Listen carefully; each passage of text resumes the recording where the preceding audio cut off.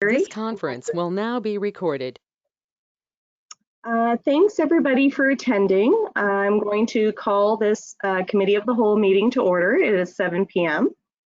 And I do have a couple of additions, and then I'll ask Council if they also have additions for this evening. So the first addition that I have is an NSCC collaboration opportunity. And the second is I'll probably have Terry speak to it, but it's a housing coordinator application. And anyone else have any additions this evening? Deputy Mayor? Yes, I do. Okay, go ahead. Winter parking / bylaws. Okay. All right. Any others? Good for me. That's good for me.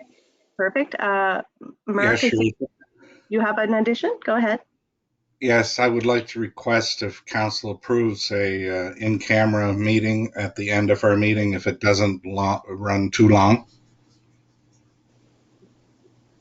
Ali, can you give, like, is the item legal, personnel? Personnel. Okay, perfect. Thank you. We can add that for the end. And any other additions? Councillor McDougall, are you okay? You good? I got a few here, but I think I'll wait till next month. Okay. Okay. All right. With that, we do have 4 additions. I would ask for an approval of the agenda with those 4 additions. I Motion move moved. to approve the agenda as amended. Okay, Councillor McDougall has made the motion, and Deputy Mayor Coyne has seconded. All those in favor, please signify by saying aye. Aye. Contrary minded? Okay, the agenda is approved. We don't have any presentations this evening, so we're going to move right on to item 5, which is council reports on assigned committees. So I will open up the floor, I guess, for committee reports. Councillor McDougall, did you want to go first? I can, Your Worship. Thank you. I just have 3 here to report on. 2 meetings were on January 11th. We met with the Joint Plan Advisory Board Committee met on the 11th. It was a virtual meeting, and some of the issues that were there that was brought up, Councillor McIver has brought up a couple of issues. One that there was some emails going around about the winter parking and whatnot. It was brought up at the meeting, actually, with the from Councillor McIver brought it up, and the answer was there was no tickets issued regarding winter parking by the Port Osprey RCMP, but the Port Osprey RCMP are willing to assist in the event that they are needed whenever they are asked. So that was brought up at the Joint Police Advisory meeting. It was also brought up. I'm not mentioning stuff that was brought up in other municipalities, just our own. It was brought up about the Granville Street, Sydney Road intersection, and they said they had no issues with that, and everything was running pretty smooth, except Dave said he went through it himself. The staff sergeant said he drove through it himself once. And that's it for that meeting. There might be something else that maybe Councillor McIver can add later. Also, we had a meeting on the 11th, also that evening, with the Festival of the Straight Committee. What we decided to do with the Festival of the Straight Committee, it was to start. We plan on going forward as if everything is. There's nothing stopping us. There's nothing holding us back. We plan on going forward. If things happen as they come, then we'll deal with that as it happens. what we planned on doing, I think it's, Michelle, if she's here, she may be able to talk on this later, but I think the first Granville Green is supposed to start the July 1st weekend, the July 4th weekend. That's Sunday. I think we planned on starting that weekend and going through the next weekend. It's only tentative, but we got some more meetings scheduled. Corinne will set the meeting. She's very helpful. And anything else I got here? That's about it on the festival. It's just in preliminary stages for this year. The mayor gave her regrets for that meeting. She couldn't make it. And the other one is the SAT meeting. We have a SAT meeting tomorrow morning at 9 o'clock. That's my report. Thank you. Okay, thank you, Councillor McDougall. So we'll go over to Councillor McIver.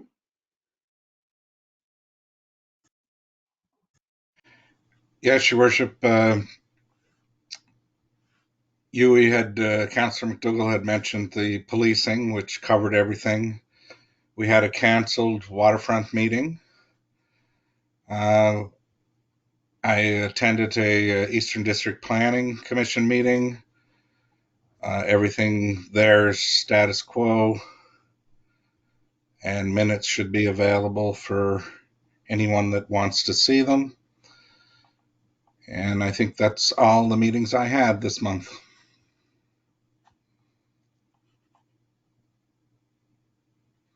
So that's my report. You're muted, Brenda. Thank you, Mark.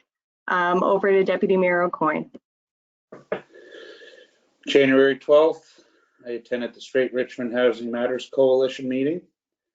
They had asked for an update from our Housing Advisory Committee, so I presented that to them. I worked with Terry on the presentation for that.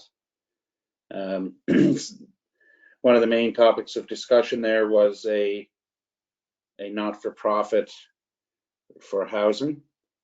So we'll have some further discussions on that in the near future. On the 13th, I sat in with Councillor McIver on the Eastern District Planning Commission. And I guess if there's one highlight out of it is that the director is looking to get some information to bring back to the board on hiring another position within the Eastern District Planning Commission. And then tomorrow night, we have the Housing Advisory. We tried to get a Parks and Rec before this meeting, but it's going to be later on. And same with an airport meeting. We were talking about getting one early in January, but that's now on the 25th. So that's my report. Okay, thank you. Do we have Councillor McCrory join yet?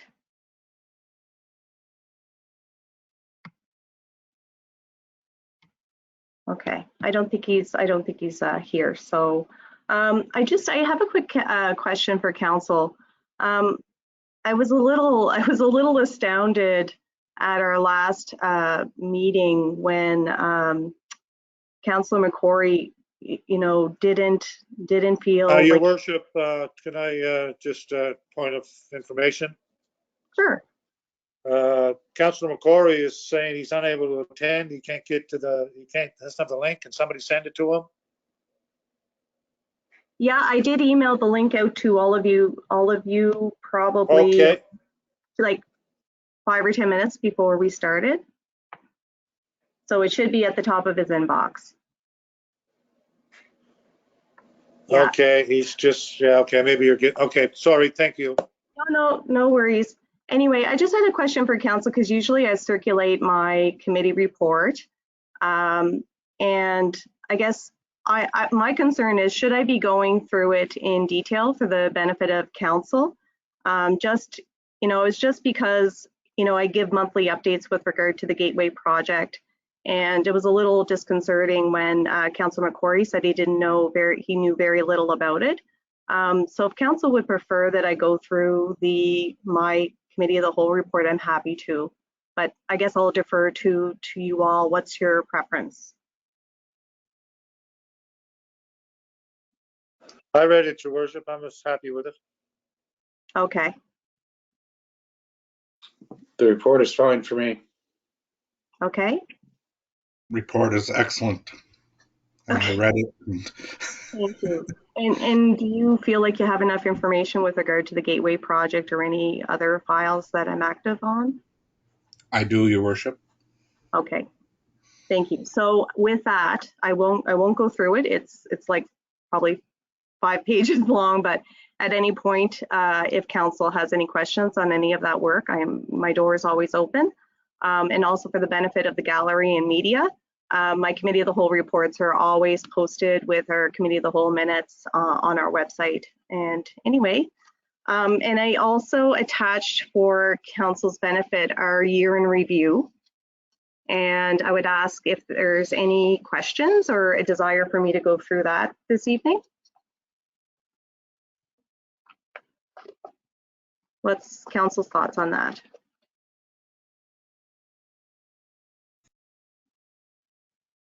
Very I good read report, Your Worship. I read it. It's bang on. You put a lot of work into it. And I think, as far as I'm concerned personally, it's a very good job. And I don't think you have to go through it all over again. We'll still be here till midnight. Actually, yeah, I got the same. Actually, this one here is 11 pages. The other one was only 6, so. Yeah. Very good report. No, it's very good, and it was a lot of work done on your behalf and on staff's behalf and on council in this for the year. It was a good year. It's a Being great. here for all these years, I'd say it's been a real good year. Thank you. Thank you. Deputy Mayor? I read it. I'm happy with it. I'll echo comments of both councillors. It's, there was a lot of work and effort put into it, but it was a good job done by all. It was a very productive year. And I'll tell you, it's a lot more than I thought we could get done in a year in my first year for sure. Yeah, and just for the benefit of our gallery as well as media who are attending this evening, we'll have Melissa post the year in review along with our committee minutes as well. All right. So with that, do we have Councillor McCrory join yet?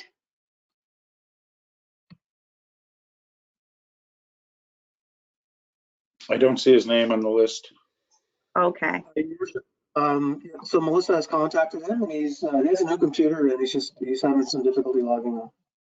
Okay. When he does join, if council's okay, we will go back and ask him if he wants to do any committee updates, if that's okay with everyone. Perfect. Sure. Okay, Yes. so we're going to. Perfect. Thank you. We'll move on to CAO reports. Yes, Your Worship. So we have reports from Finance, Engineering, Public Works, Facilities, Operation, and Parks, and Marketing, Recreation, Tourism. Our concentration tonight will be on finance, as we're starting to enter the budget process, and we're going to get an update on assessments and some other information that's going to help us move forward. So I'm going to hand it over to Aaron, and then we'll move in with Jason, Gordy, and then Melissa. So go ahead, Aaron. Thank you, Terry, and through you, Your Worship. So I had sent out as part of my report detailed income statement up to December 31st. So I'll be going through a couple of highlights of that, and then we'll move into assessment update for everyone, as assessments for the next upcoming budget year did come out the end of December. So updating that folks on that, and then a little conversation around the budget. So maybe if you can go to my first chart slide, Terry. And I'm probably delayed here.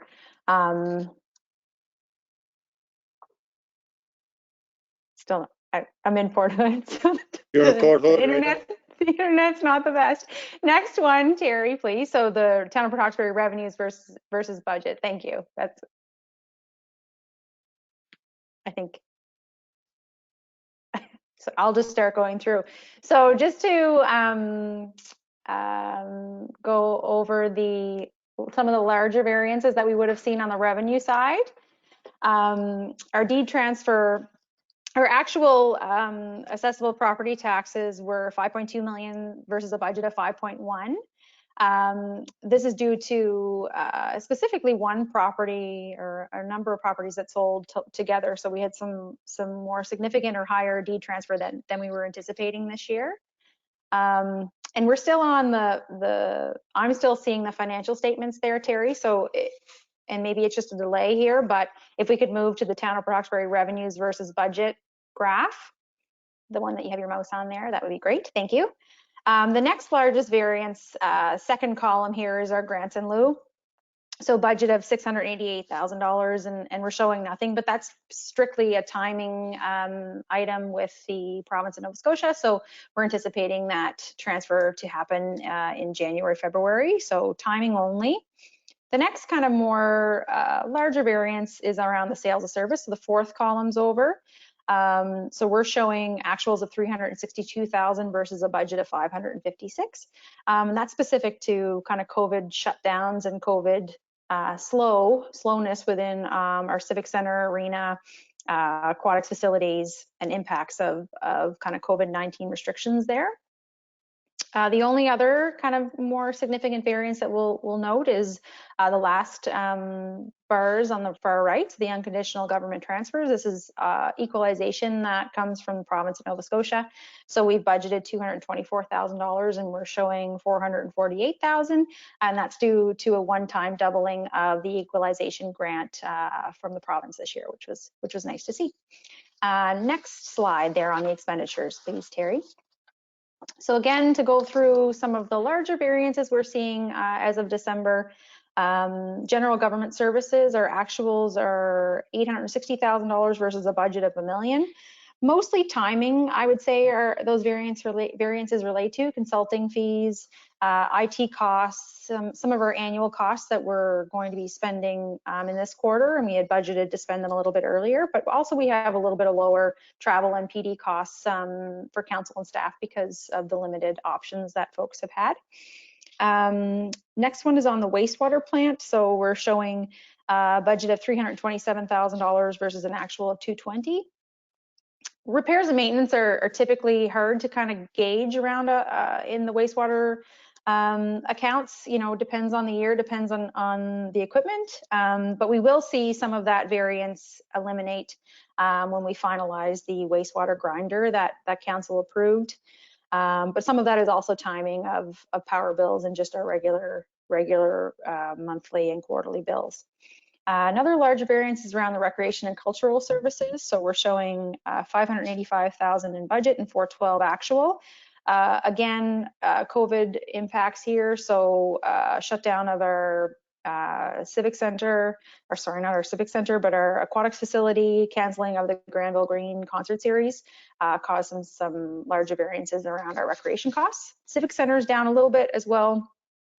$790,000 budget versus a $687,000 actual. Some of that is timing, but also some of it relates to the closure we had between April and June. So we had lower costs in that time period. Yeah, education is merely timing on that piece. So nothing too serious or significant to note. A lot of timing variances. You know, we do have some lost revenues, but we do have some funding that was put away from the Safe Restart grant from the province of Nova Scotia last year that is available to help offset losses in revenue if required. Any questions on that before I move on to assessments? I just have one question here. Mm-hmm. On the pardon me, on the sales and service. Mm-hmm. Looks like we're down about roughly 200,000. Is that correct? Yep. Is there any avenues for us to apply to the province for some relief there to recoup some of that money? So, you know, the funding available for municipalities was that Safe Restart grant that we received last year. I know there are some other smaller avenues through CCH that we've applied for COVID funding, some for COVID expenditure coverage. I know Michelle was talking lately about something coming up from DCBA. So there's some smaller pockets that we've been accessing. But municipalities have bebeen pretty limited in their ability to apply for lost revenue funding. But that Safe Restart grant that we got last year, we weren't required to use it all, so that is still available for us to help. But we will continue to monitor if there's anything available for lost revenues. But I guess from a financial perspective, I'm not concerned about that because we have that Safe Restart grant. And we are applying for programs that are available to municipalities for COVID expenses that we're eligible for. Thank you. Yeah, you're welcome. And sorry on the delay here I had on my internet, and that was probably a little awkward for everybody on the call, but I think we're on track now. So on the assessments, this is the time of year when assessments are kind of finalized by PVSC and released end of December. So it's a good time to give council an update. So we kind of know what to expect for the upcoming budget year. So the 2022 assessment roll came out, which affects our 2022-23 budget year. I always do this slide for council and for the gallery. You know, the town of Port Hawkesbury has had some challenges with regards to assessment. If you see the 9-year period from 2014 to 2023, we've had a very modest increase over that 9-year period on our residential assessments. So 5% increase, and really that's really just happening right now. So we did see about almost a $5 million increase in residential assessments this year, which I'll talk about in the next slide. But over time, very flat residential market, only increasing 5% over a 9-year period, and commercial has been declining in Port Hawkesbury, so an 8% decline over the 9-year period. Resource, again, relatively flat. So just so we kind of know where we're at in this upcoming budget year, we'll have $52,000 less in our taxation revenue than we had back in our 2014 fiscal year. So just to put that into perspective, but it is nice to see a little bit of an upward trend on the residential side. So next slide, please. This is just showing that graphically. So as you can see from the graphs, the commercial kind of took a dip in 2015 and remained relatively flat. Residential assessments were relatively flat from that period, from the 2014 year period, and have a little bit of an uptick in the upcoming budget year. So next slide, and we'll get into the change over last year a little bit more in more detail. So this is in comparison to the current year that we'll be budgeting compared to the year that we're in right now. So the 2022-23 fiscal year compared to the 2021-22 fiscal year. So you can see we have a 3.2% increase in our residential assessments, which equates to around $82,000 in revenue. So there has been a positive level of market activity in Port Hawkesbury. We've seen a lot of sales in comparison to other years, which I think is a positive trend. And there's also a high CPI rate this year. I believe it was 5.3% this year, where that's the capped assessment would increase by 5.3, so by the CPI. We're seeing a 0.2% decline in commercial assessment, so small dip there, and a little bit of 1.7 decline in the resource, so a small dip there. But overall, we should see around $82,000 of increased revenue from taxes when we go forward with the budget this year. Next slide, please, Terry. And although that's a positive piece, it's a cautious optimism we'll approach this with, because although the residential values have improved, it's partially due to there's 271 of our properties that lost their cap status this year. A number of them due to sales. So when a property transitions from one homeowner to another, it loses its cap. So that cap minimizes the increase in taxes on a property to that CPI rate. And also a large number of properties lost the cap because that capped rate, it matched the market rate. So you would want, I guess one would want in your market that your the market values of your properties continue to grow and grow higher than CPI. But what's happening in Port Hawkesbury is that because the market has been pretty stagnant, the cap is catching up to it. So a lot of our properties lost the cap this year.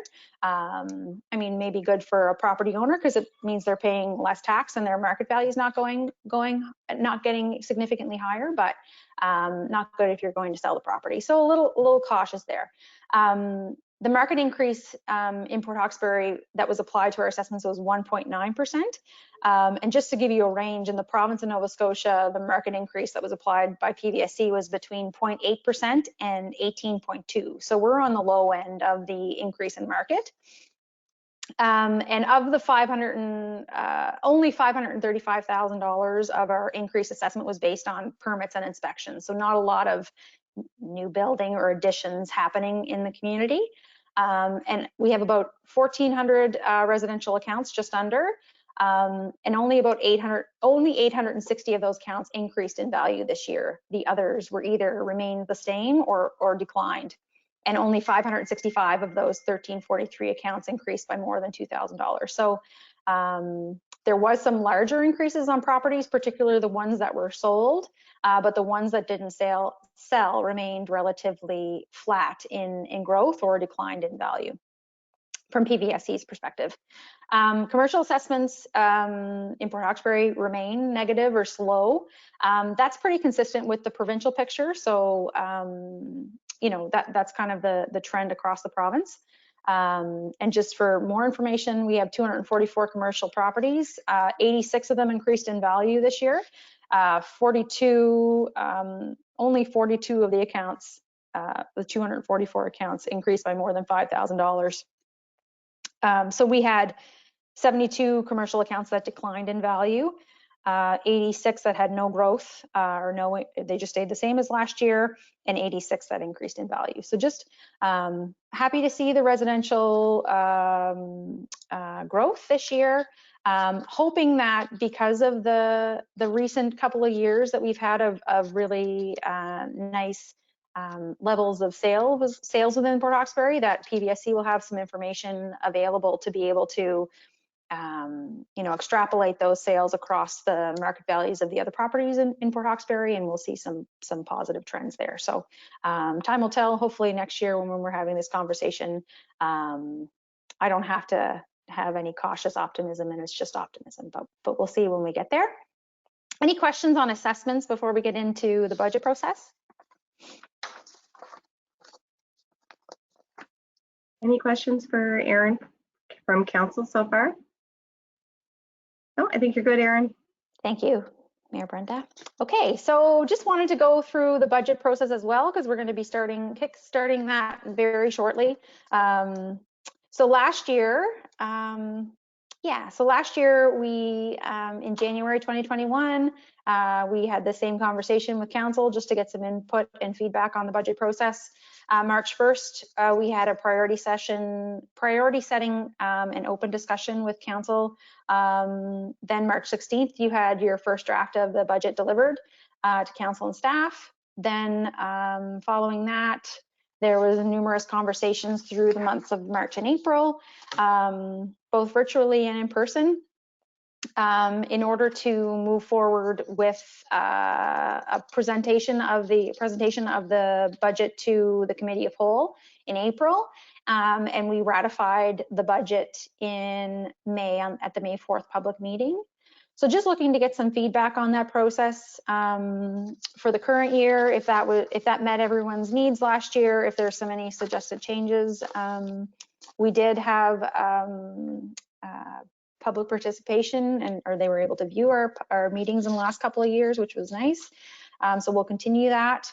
But just looking to see if there's any suggestions you have for the process this year. We've talked about looking at the capital plan and maybe looking at doing that a little bit early to get tenders ready and have them out earlier, maybe get better pricing. Also give us an opportunity to apply for grants that may be available earlier in the year as opposed to later in the year. Want to know, like last year, we set a ratification date of the May public meeting. Wondering if that's okay. You can go to the next slide there, Terry, if you want. If you want to provide a deadline for consideration items, so you know, things are all considered with the same, you know, everything is considered at the same time, so things don't come in late.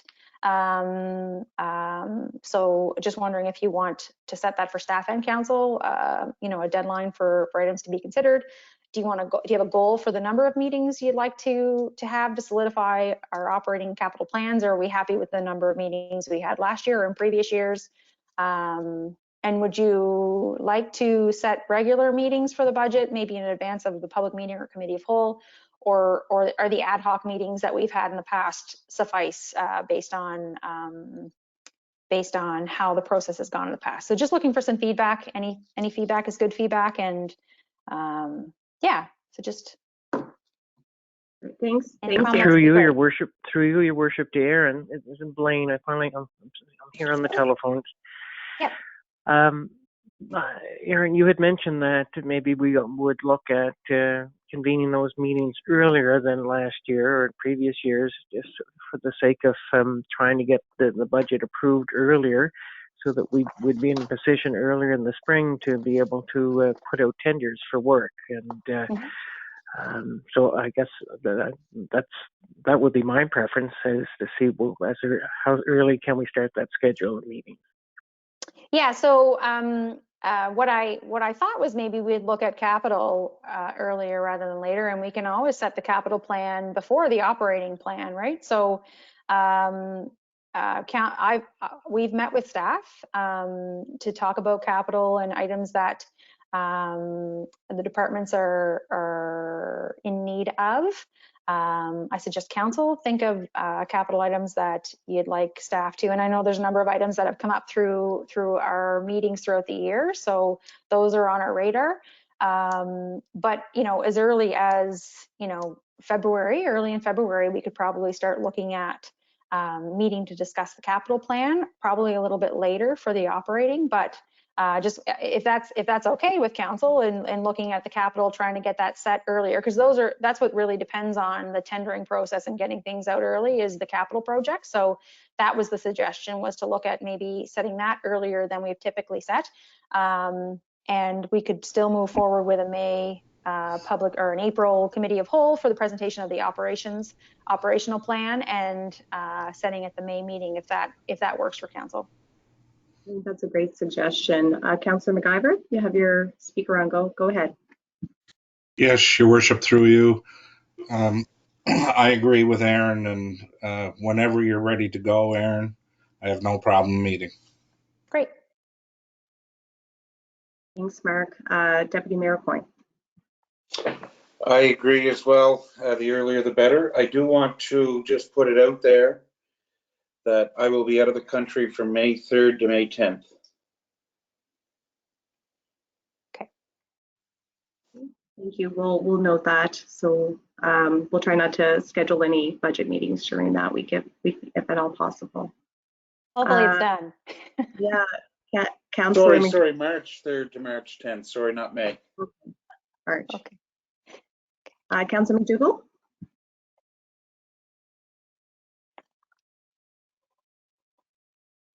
Yes, thanks, Your Worship. No, it's just, I don't mind starting early, but as long as we have enough meetings to get the job done. Sometimes it takes 3 or 4, sometimes it takes 13 or 14. Okay. Just kidding. Let's reach a happy medium between those two extremes, Huey. You know, I did see that some municipalities would take a weekend and they would go somewhere where there's no distractions and pretty much get their budget hammered out in one weekend. Is that an option for us? I think that I appreciate that, Jason, and certainly something that we can consider. And I know I'm guessing I may be mind reading. Huey, you tell me if I hit the nail on the head here. Sometimes when budgetary items are, I guess, expressed by council, it takes a bit of significant legwork from staff to be able to kind of crunch numbers, get cost estimates and that sort of thing. So sometimes it's good to have some time in between just so that council can kind of get the correct information for council so that we can determine which items do we want to keep or prioritize for this year, or maybe push to the following budget, etc. So it's a great idea, you know, even if there was like a little bit of a longer session around capital. But I think that unless we have all the information at our disposal for like a weekend type, I guess, budget planning event, we don't want to sell ourselves short making sure staff has the correct information. Is that what you're going to mention, Councillor McDougall? Well, partly that's a great point, Your Worship, but I was just going to say that I never seen it done for budgets, but I've seen it done on different times for negotiations a lot. That would be done, yeah. But you're right, there might be things come up that will take days for budgets to look over and to hash out. But yeah, perfect. I love the idea though, Jason, particularly like if we spent a day kind of getting a lot of things kind of set for staff to take away and digest and get, you know, some numbers put behind them so that, you know, we can come back together to look at, you know, to look at which items that we might want to prioritize. Go ahead, Councillor McIver. Yes, I agree with you, Your Worship. It would be good just to spend that day ourselves and then give it to staff. It would move faster. Yeah. Councillor McCrory, do you have anything else to add? Well, our budget meetings, are they not public meetings? Yep, they are. So if we did have a longer session, it would have to be recorded. So if we had a go-away session, it would have to be recorded. Yeah, all on record. Yeah. Just wanted to clarify that. No problem. Yeah, so I'm assuming we will still, we'll be conducting a lot of the budget work probably on a virtual basis. I'm assuming if council, you know, would feel like that would be the best course of action. And are folks okay with virtual meetings for budget, or do you prefer in person? Virtual. Okay. We're not going to get into this again, are we? No. Well, but no, we can revisit when it gets a little bit closer to February. But the point that I was wanting to make is if we're doing virtual, it's quite easy to record and to be able to share for folks who might want to watch in real time or may want to watch at a later date. Virtual kind of makes that a little bit easier. Great. Okay. Aaron, do you have any other questions around budget process? Or No, Terry? I think I took enough of your time up tonight, so thank you. Thanks, Aaron. Terry, did you have anything to add with regard to budget process? No, looking forward to getting into the process, and I think every year we do it a little bit better, a little bit different, and hopefully a little bit better. For many of you, you've been doing it for a very long time. So looking forward to getting an early start, I guess is really the message. Agreed. I don't know if Deputy Mayor O'Coin was alluding to us going away with him to get our budget work done. Were you hinting on that regard, Jason? Well, you're more than welcome. I don't know what kind of budget we would come back with, but anyway. So is there anything else with regard to budget, or we can let Terry move on with CAO reports? Okay, go ahead, Terry. Yeah, we'll give it over to Jason, and then it will be to Gordy. Thank you, Terry. Thank you, Your Worship. Can everyone hear me okay? Yes. I think I'm showing up as Aaron's name on my window there tonight, and for some reason I'm having some camera issues, so I apologize for that. Not able to turn my camera on. No problem. So just to start things off, another traffic sign report with a month of data between mid-December and mid-January. Moving on to the next slide. A quick update on the process controls upgrades project for the water treatment plant. The project has been awarded to Vico Coins Electrical. Submittals have been received from the contractor and reviewed by the consultant and approved. Contractor has ordered the required project materials, but we are seeing some long lead times with some integral pieces of equipment. So mainly two 200 amp disconnects that we need to complete the project. So we expect to see those in early February, and the duration of the project itself, the contractor is estimating, should only take likely 3 to 4 weeks total. So once all the materials are on hand, we should see relatively quick progress. Granville Street Sydney Road intersection upgrades. Public Works crews have completed site grading in areas behind the new sidewalk. So we wanted to make sure we put some material on the back side of the new sidewalk in most areas to eliminate that tripping hazard and that hazard of people rolling their ankles where they may potentially kind of walk off the edge of the new concrete. Asphalt line painting work has been completed recently, and we're still awaiting Nova Scotia Power to complete some crosswalk lighting upgrades there. So there is a new pole that's to be installed in that area with a new LED fixture. Water main repairs. Wanted to touch on this. It's been a fairly busy number of weeks over the holiday break, especially. Late December into January is typically a period where Public Works respond to water main breaks throughout the water distribution system. And I just wanted to add a little bit of info on what causes water main breaks, really.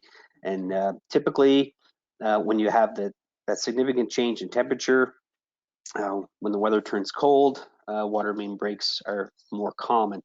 And this is due to expansion and contraction of the pipe material, which because our pipe material is ferrous, it's a metal pipe, it weakens the pipe material over time. And pipe corrosion, soil conditions, age, and ground movement can also cause water main breaks, creating unexpected problems for customers and utility staff. So staff have not witnessed abnormal system trends when we were experiencing those periods of breaks, or have made any changes to system set points like tower levels or system pressure. So everything has been running normally. It's just we're in that time of year. December through January thus far, staff have responded to 7 water main breaks, and this number is typical compared to previous years.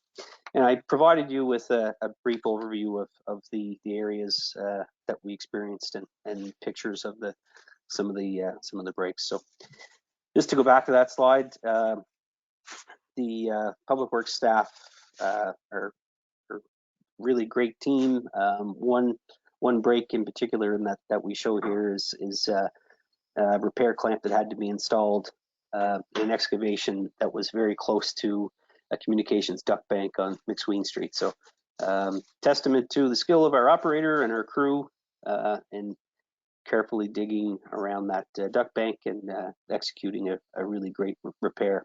And the other picture is showing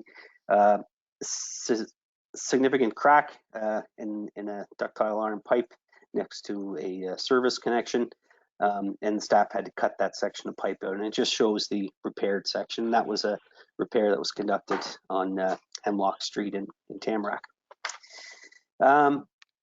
Moving on, wanted to touch on a new app that we have available to residents to help with questions and sorting information and such for our solid waste management program. So it's offered through Recycle Cape Breton, which the town of Port Hawkesbury is a member. It's a collaborative group made up of Victoria County, Inverness County, and Port Hawkesbury, and we shared the cost to develop this app. So It's a 3-year commitment, and the town's contribution is approximately $2,500.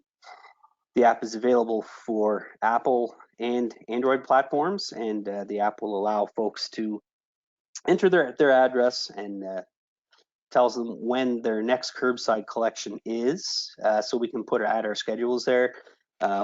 What items are being collected, so it'll let them know if it's green bin and clear bag day or recyclable day, and also it'll display any schedule changes due to holidays that would previously be input in our schedule.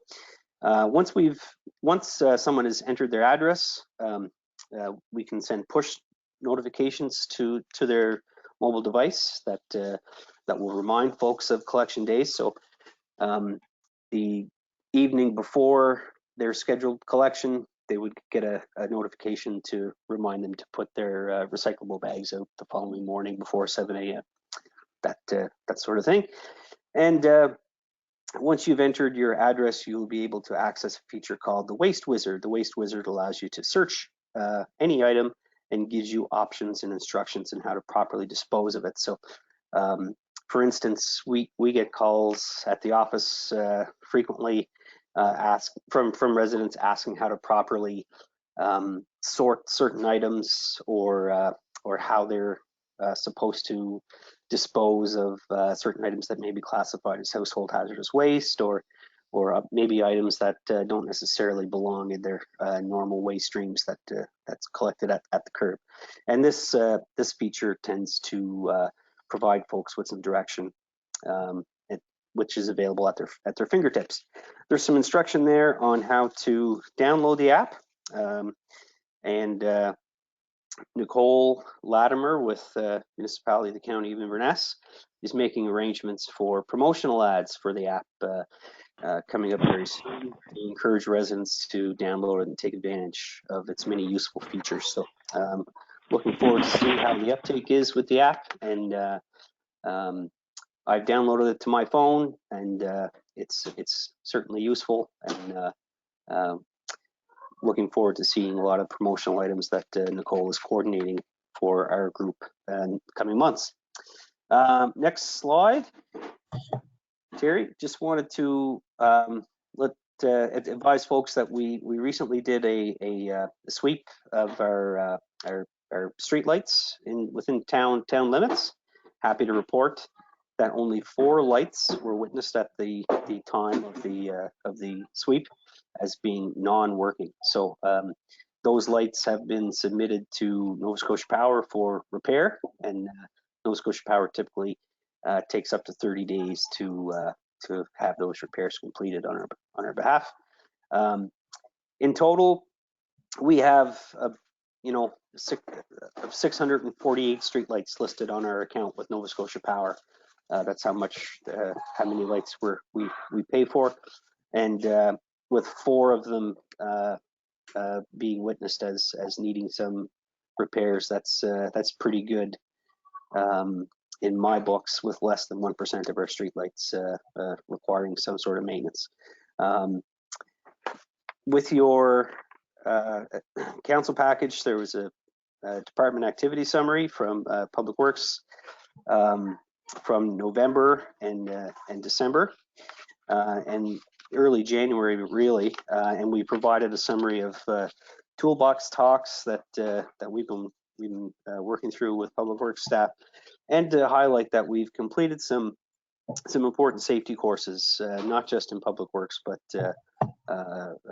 all the departments had representation with recently completed safety courses. So first aid was provided for staff, lockout, tagout, and a safety course on conducting hazard assessments. So things are definitely moving along with making improvements to staff training and occupational health and safety. And I'm not sure if we have them in the slides or not, but I wanted to just highlight a couple of logos that we had created to add some consistency to our messaging to residents when we're putting notices on social media for water main repairs and winter parking restrictions. That concludes my report. Happy to answer any questions, and thank you very much. Thanks, Jason. I have a question, but we'll go to council first. Councillor McIver. Yes, Your Worship, through you. Jason, I noticed first of all, thank you for the report. Very well done. The speed sign, I guess, if I'm reading this correctly, the 23,023, you had people going over 56 to 60 kilometers an hour. Is that correct? Yes, that's correct. So when the platform that hosts the radar sign recently did an upgrade, and it allows me to provide this count by speed range report, which is very similar type of report that you would have seen in previous years that we had the sign. So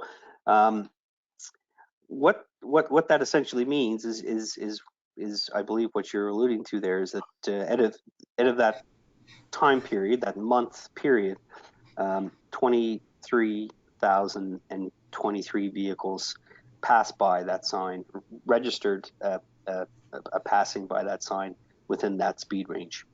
So, okay, I guess, okay. In comparison to other months, is it roughly about the same? Very typical, yes. Very typical. I'm just wondering if the motorists are, I guess, used to the sign now and not paying attention to it, and maybe it's time to move it and put it in the other direction, maybe down by Sobeys or something. We can certainly do that. Yes, we can see if that's. I know. I guess human nature. Once something's there for so long, you end up ignoring it. So, yes. Yeah. No, it's it's not that big of a burden for staff to move that, and we can certainly look at that in the coming weeks. Just have to find a day that it's not too windy on Reeve Street. Yes, I agree. I'm wondering, just to add to Councillor McIver's comments, which are excellent, it's an excellent idea. I'm also wondering if it might be indicative of the reduced speed signage along Reeve Street may require extra attention, or maybe it's something we can have a discussion with Public Works Nova Scotia, just to see, whether it's people just speeding because they aren't recognizing that they're in a 50 zone, or maybe just better signage may improve that.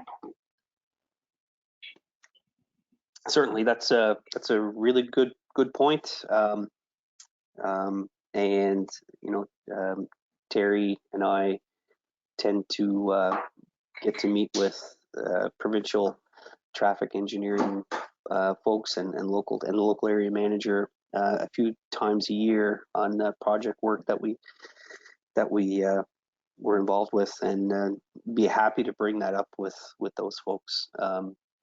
And it's a really good suggestion, because and that's an easy one. It's an easy fix if there's issues with that. So yeah, no, thank you for taking that forward. Deputy Mayor Coyne, did you have questions? Thank you, Mayor. Thank you, Mayor. Through you to Jason.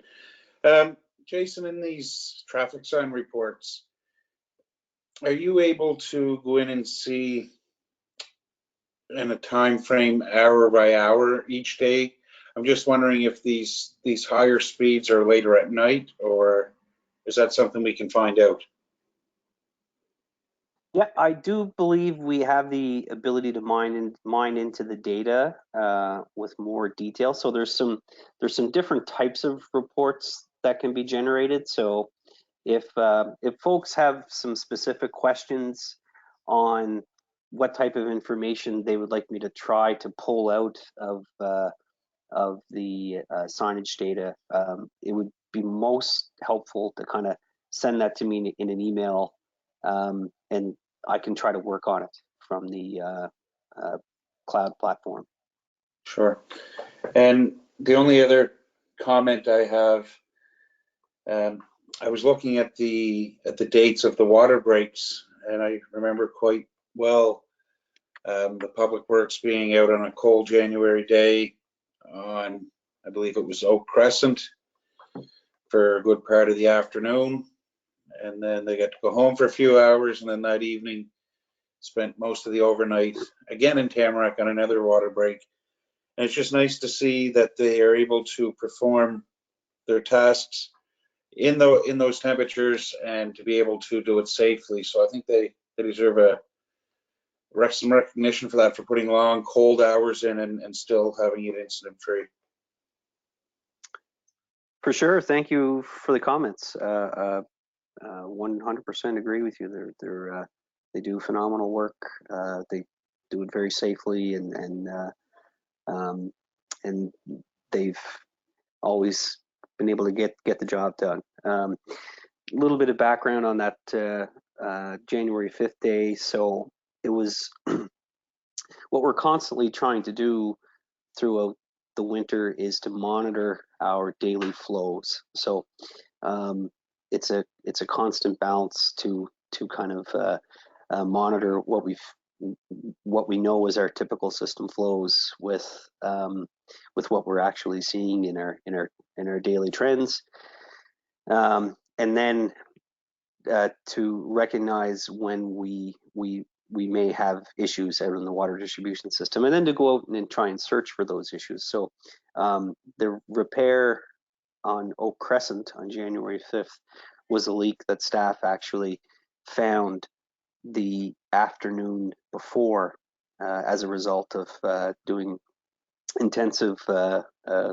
leak detection work in the Tamarack area, when we noticed that we had higher than usual usage in that zone. So and then by chance we had another leak develop later that evening. So yeah, it's unfortunate when you get that many in a short period of time, but staff responded wonderful.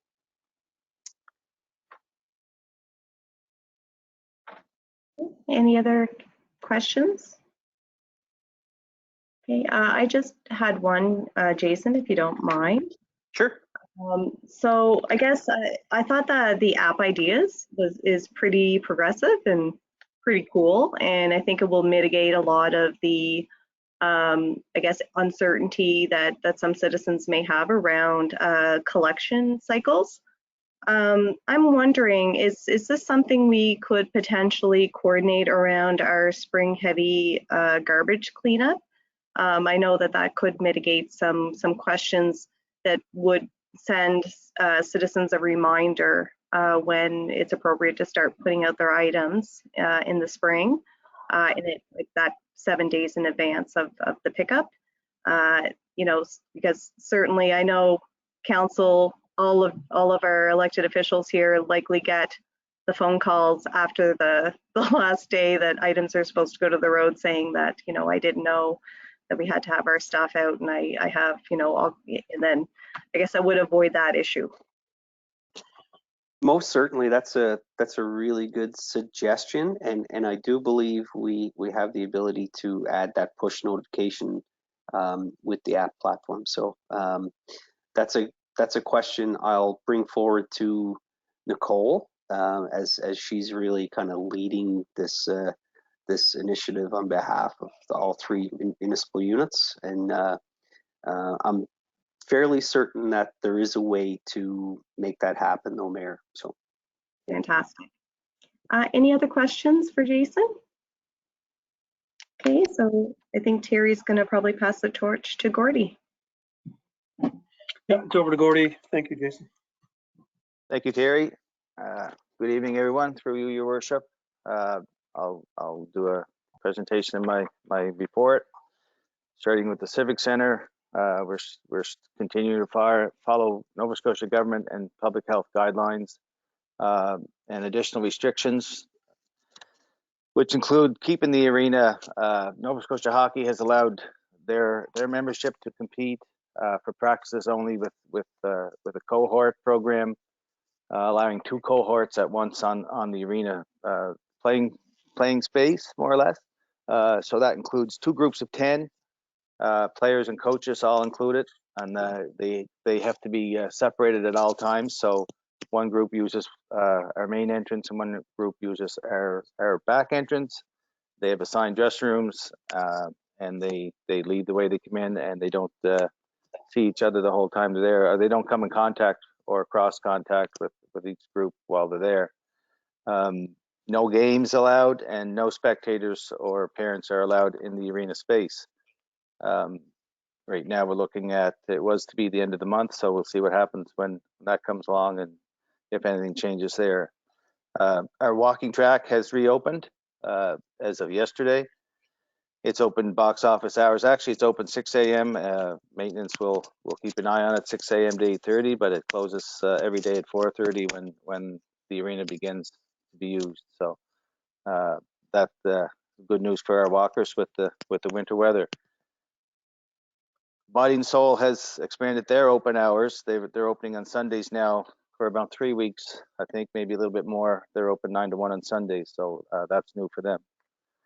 Moving over to fields and parks, they're closed for the season. And I'm waiting a reply from the application for funding for the tennis courts lights. I haven't heard anything on that since my last report. And we've began initial discussions with the electrical engineer to discuss the process of ball field and soccer lighting. We actually have a meeting tomorrow to begin those talks and to see where we go and what it might take to get that in place. Pools are reopened, as we know, with limited use. I think Michelle will talk to those. Our summer students, the summer student grant, it was submitted last week. We've applied for 22 students in 7 different positions. The students go this year from April 5th, I believe it is, to September 3rd. They have to be finished.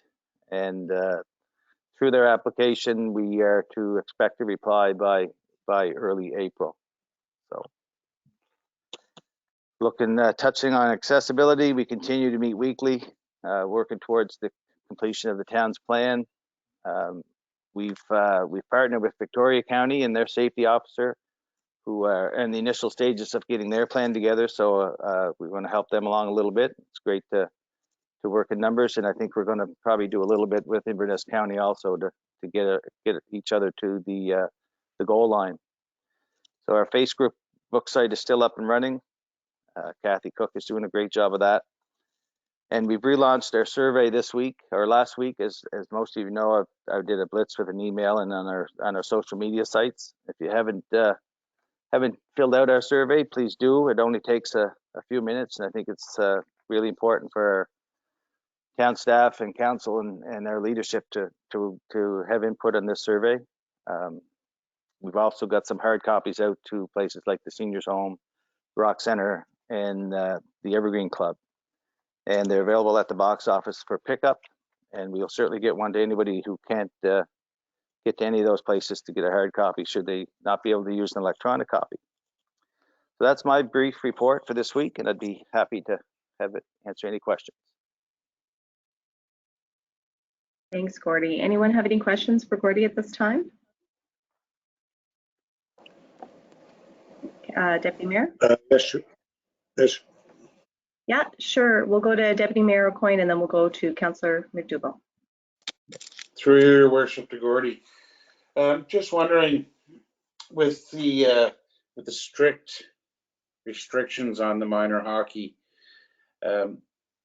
has it been followed pretty good, and has it been working well as far as the staff sees it? I think it has. We had I had some brief discussions. We have a staff meeting tomorrow, so I may have more news tomorrow. But initial discussions today and even over the weekend, we've had about, I think, 1 infraction per week for the last 3 weeks since they went into effect. And so, I mean, 1 in 3 weeks. It's 1 a week for 3 weeks. It's, for the most part, it's been followed to a T, and people are really good. And I think some of the infractions we had were just common mistakes and stuff that's going to happen when something new comes along. And there's been so many rule changes for minor hockey memberships and kids and throughout this whole process and staff. So it's hard to, you kind of have to expect a little bit of a training period, or more or less, lack of better words, to work everybody to work their way into each new restriction and time frame and stuff like that. So I think it's gone really well. I think staff would probably stay the same for the most part. There's been a lot of changes over short times, and kids are still on the ice. So I think they're happy, and most people are happy. Does that satisfy your question, Deputy Mayor? That's perfect. Thank you. Yeah, Gordy, you're exactly right. Keeping apprised of all the health and COVID protocols is a full-time job. Yeah. Over to you, Councillor McDougall.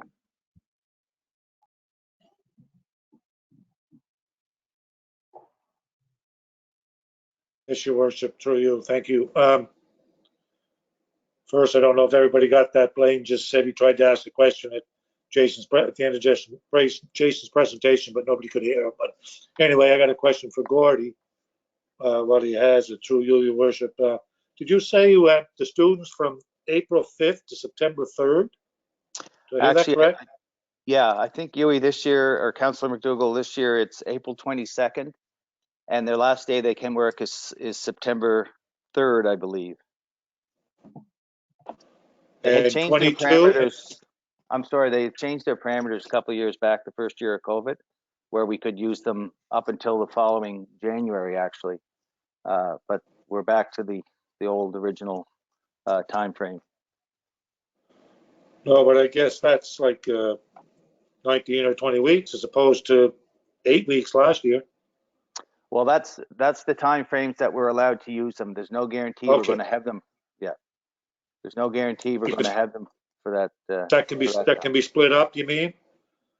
Well, we're not allowed to start a student before April 22nd, and we're not allowed to work them past September 3rd. So if we get somebody for 10 weeks in between, or 12 weeks, I think 14 weeks is the max in between there. So that would be almost the full time, but anything in between, like an 8-week period, we'd probably look at staggering starts so that we could have them throughout the duration. No, that's great. Thank you for your report. You're welcome.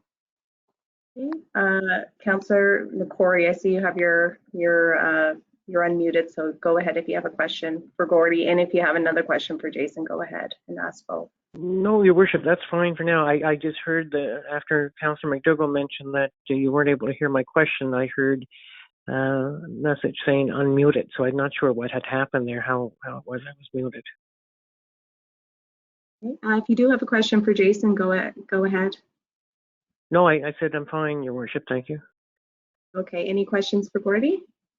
No, none at all. Okay, Councillor McIver, are you okay?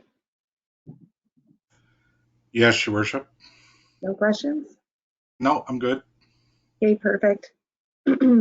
So thank you for your report, Gordy, and I'll hand things back to Terry to hand things over to Michelle. Yeah, no, that's right. So directly to Michelle for a report on recreation, culture, and tourism.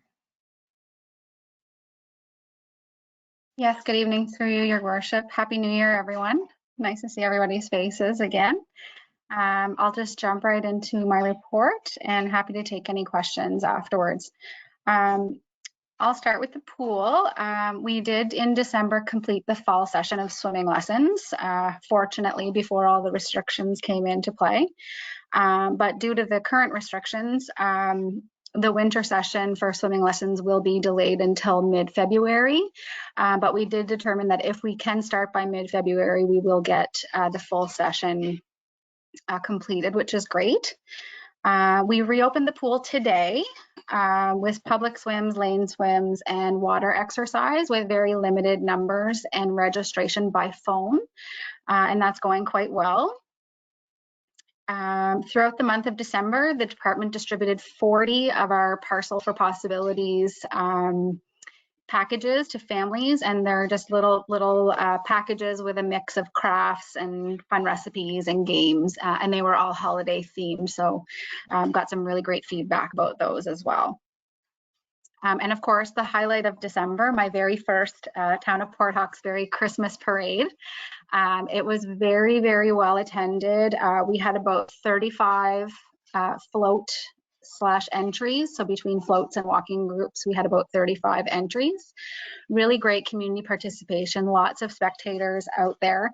And I just wanted to give a couple of shout outs and thank yous to the fire department for their participation in the parade. All the volunteers who helped make it a success. Deputy Mayor O'Coin, thank you for coming and schlepping it with me and handing out candy. All the attendees and staff that were involved, and all the service groups and businesses who entered a float or a walking group. It really takes a community to make a parade so beautiful, and it really was. So thank you to everyone who participated.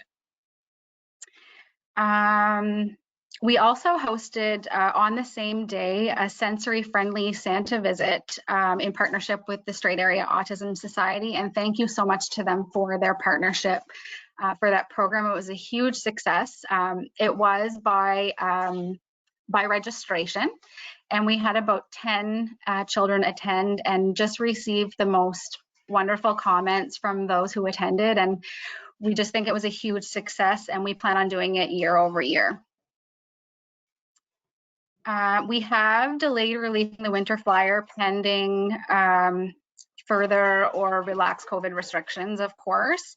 But when restrictions do allow, the following programs will be scheduled. We're going to add youth recreational hockey, a learn to skate program, yoga, hip hop dance, youth basketball, guitar, ukulele lessons, and drop-in basketball and pickleball, because those are always ever popular.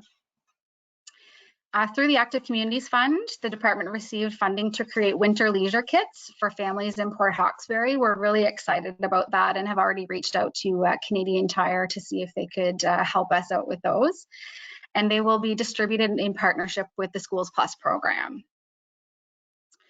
Under events, just wanted to touch on, we had a couple of really beautiful Christmas concerts with Tis the Season. So Bet and Maynard were in town for 2 nights, the first night being sold out and the second night being about 90% sold out. Really got those in under the wire. And they were just fantastic. And we also had Lenny Gallant, although not very well attended, at about, I believe about 120 tickets were sold for that. It was very, very well received, and just really a big part of a lot of people's holiday season to see Lenny come to town. And also planning for Granville Green is in full swing. We did apply for some federal funding to enhance Granville Green and make it bigger and better than ever. After not having hosted the event for 2 years, we really want to make it a big splash, and hopefully we receive that funding. And we've got some really great surprises coming your way for that.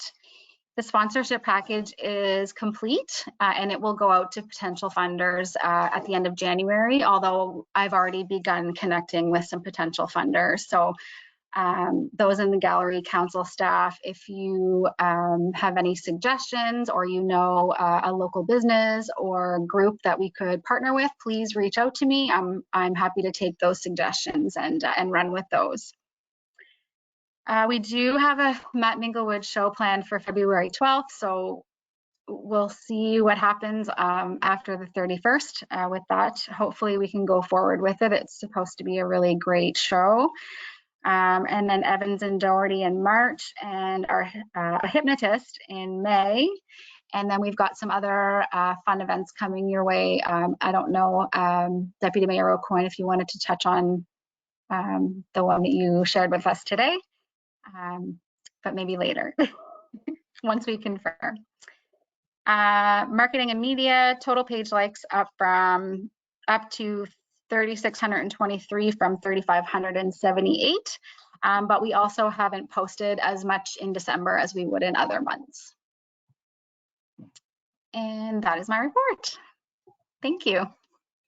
Thanks, Michelle. And I'm glad you brought up the event that that Jason has been working on. And Jason, do you mind kind of sharing a little bit of information about it? I think it's super exciting. Sure, through you, Your Worship. So we are looking at hosting a 10-card amateur boxing match at the Civic Center. 2 boxing clubs, Red Tribe boxing clubs, one from Zamboni and one from Afton, who are working together. It's 2 brothers that are running these 2 clubs, and I've got to see firsthand what they do for these children, and the opportunity that they give the children to get great exercise and some good discipline. So we're looking at potentially bringing in a team from Ontario now to box against some local kids. So stay tuned. Hopefully by the end of this month, we'll have a little more information, and I'll be presenting something to council. And just further, a comment to Michelle and your staff and all the volunteers. I mean, you mentioned the Christmas parade. Talked to a lot of people in the community since then, and people say, we've been to every Christmas parade in Port Hawkesbury, never had one like this. It was absolutely fantastic. So hats off to you and all the organizers. Thank you. Thanks, Deputy Mayor. Any other questions or comments for Michelle on her report? Councillor McCrory, you have your speaker on. Did you have something?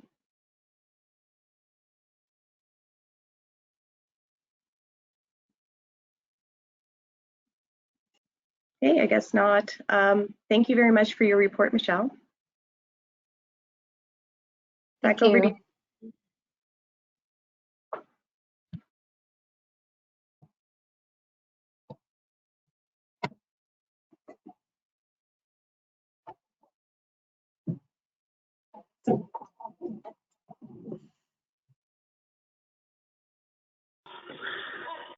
So Mayor, I'm not hearing.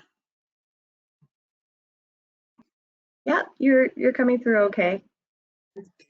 So the last part of the report is bylaws and policies.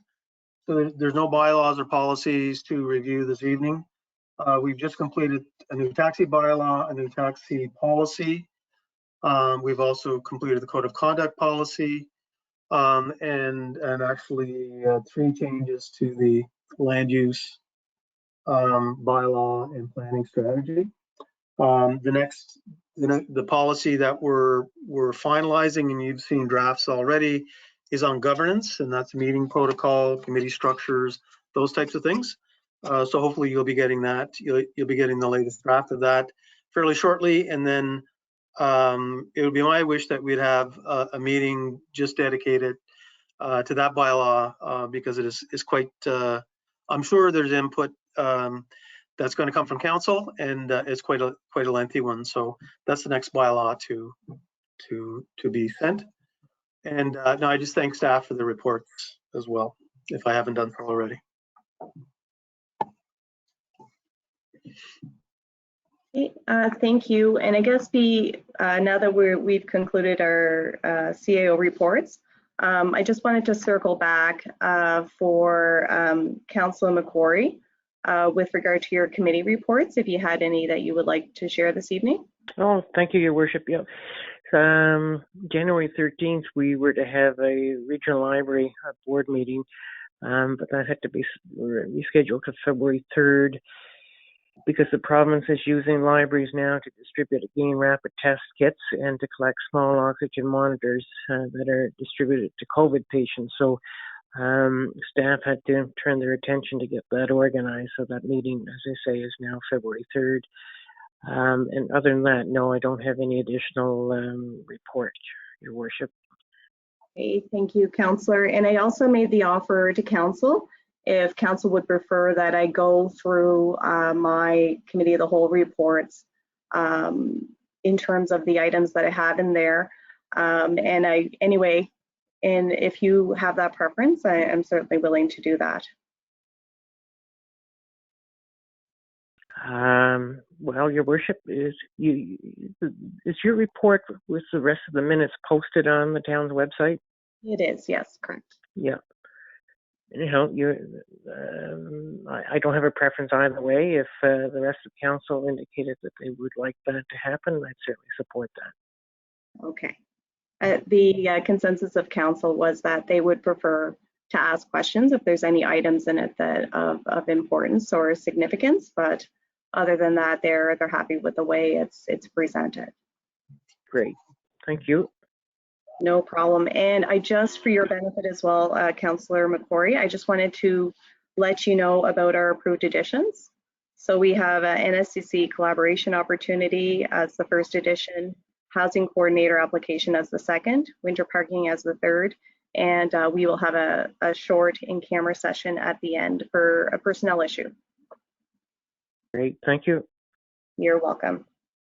So we'll move on to agenda number 7 under other business. So I will hand things over to Deputy Mayor O'Coin to discuss medical for council. Your Worship, just if I may, just a point of concern here. Sure. I'm just wondering if, while you were asking Councillor McCrory the questions, did he have any additions maybe? Oh, okay. Thank you, Councillor McDougall.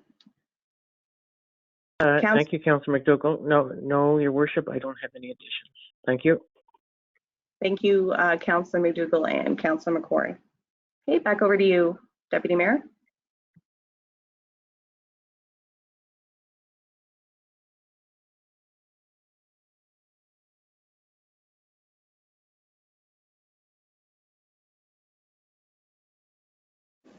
You're muted, Jay. Sorry about that. So I reached out to Aaron a couple of weeks ago and I spoke to Terry briefly about this, but and I've done a bit of research myself, talking to different municipalities around the area, and some municipalities do have medical and dental benefits for their council, and some do not. Some are paid fully by the municipality, some are shared. So I reached out and asked, I spoke to council about it, and then I asked Aaron to maybe check into it and see if we could get on the town benefits. So I guess I'm just looking to open up the conversation and maybe see what Aaron has found out about the possibility of council members in the town of Port Hawkesbury being covered under a medical and dental plan.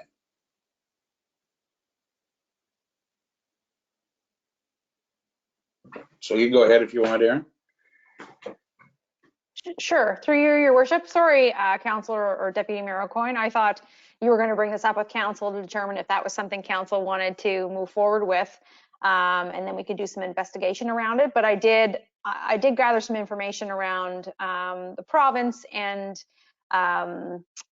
based on salary survey data, and I think all but one municipality responded to this salary survey. So 32% of the municipalities in Nova Scotia provide medical and dental benefits to their councillors, and 67.9 do not. And then also pension was something that was discussed as well. So I looked at that as well, and that was 13.2 provide pension to their councillors, and 86.8% do not. I do understand, like I know locally, Richmond County does provide council with medical benefits, as well as Victoria County. Inverness County ourselves and the towns and counties of Antigonish do not. My understanding is if this is something we want to move forward with, then it would have to be set up under a separate class within our policy, where council are not employees of the municipality. So yeah, I guess I was thinking that the discussion would be around, if council wanted to investigate this further, and we would do so and get pricing and then look at a policy around cost sharing and that sort of thing. So sorry I didn't have specific pricing or anything for you, Deputy Mayor. No, that's fantastic. So yeah, I guess we asked council, are we interested in this? And to be honest, talking to Richmond County, my thoughts were with the benefits that it would be hopefully paid for 100% by the municipality. I know that there's different options. I think that when we look at our neighboring municipalities, and I think it would be nice to start to catch up that way, but I'll open it up to comments, and I guess we'll start with Councillor McIver.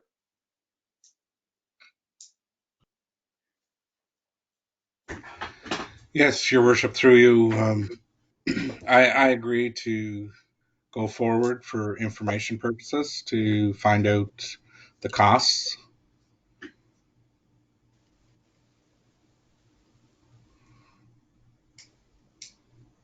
Okay, sounds good. Councillor McDougall?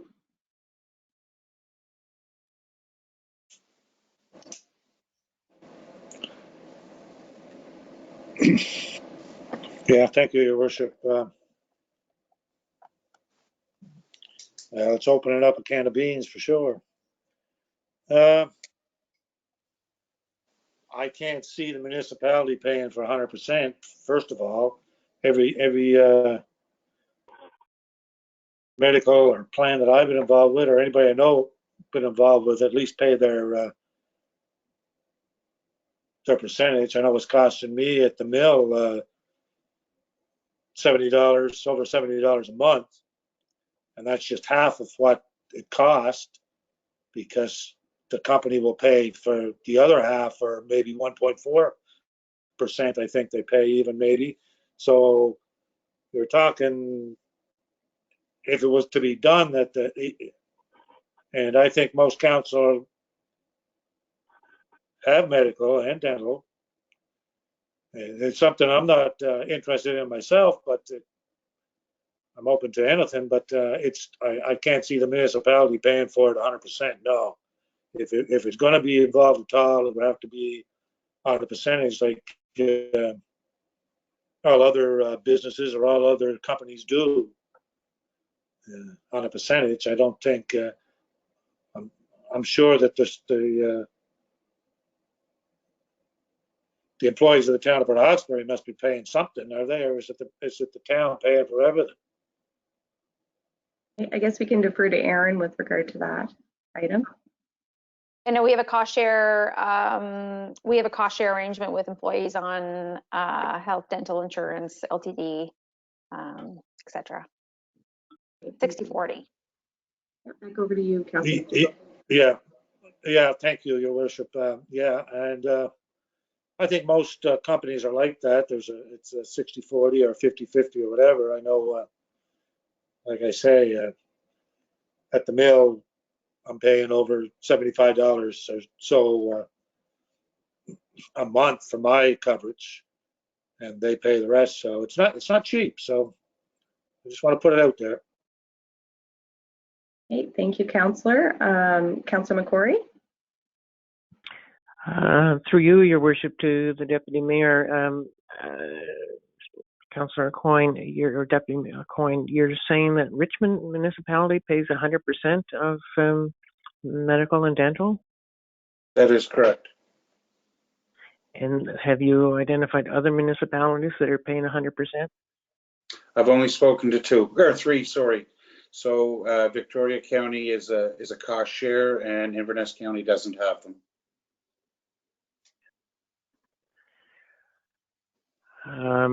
If it's the wish of council, obviously, Your Worship, we could ask staff to come back at the next committee of the whole with information, as Ms. McEachen alluded to, that canvass, which he already has begun, canvass other municipal units. But I'd be interested in hearing what information is there regarding comparable size municipalities, and if municipalities have comparable size have these benefits in place, to break down what the cost sharing is and how long they've had the benefit in place.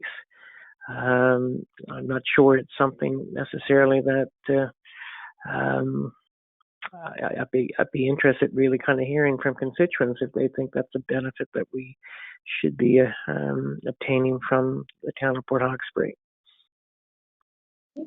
Thank you, Councillor McCrory. I guess back over to you, Deputy Mayor Coyne. That's pretty much all I got. I wouldn't mind getting your opinion though, Mayor.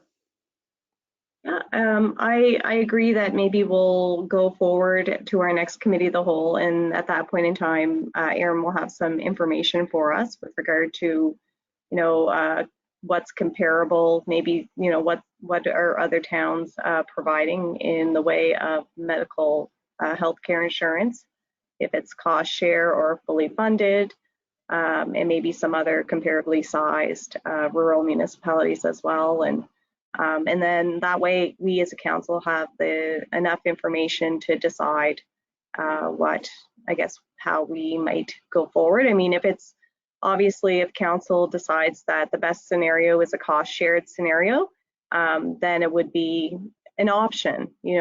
Whoever on council may not want it, that's fine, and who may want it, could opt for a cost shared scenario. So at the end of the day, I think probably before we can kind of reach a decision, we'll need all the information that we need at our disposal. And Councillor McCrory had mentioned also in terms of that information, just to find out, I guess, the duration of how long that coverage for municipalities who do have that kind of coverage, how long that they have had that in place.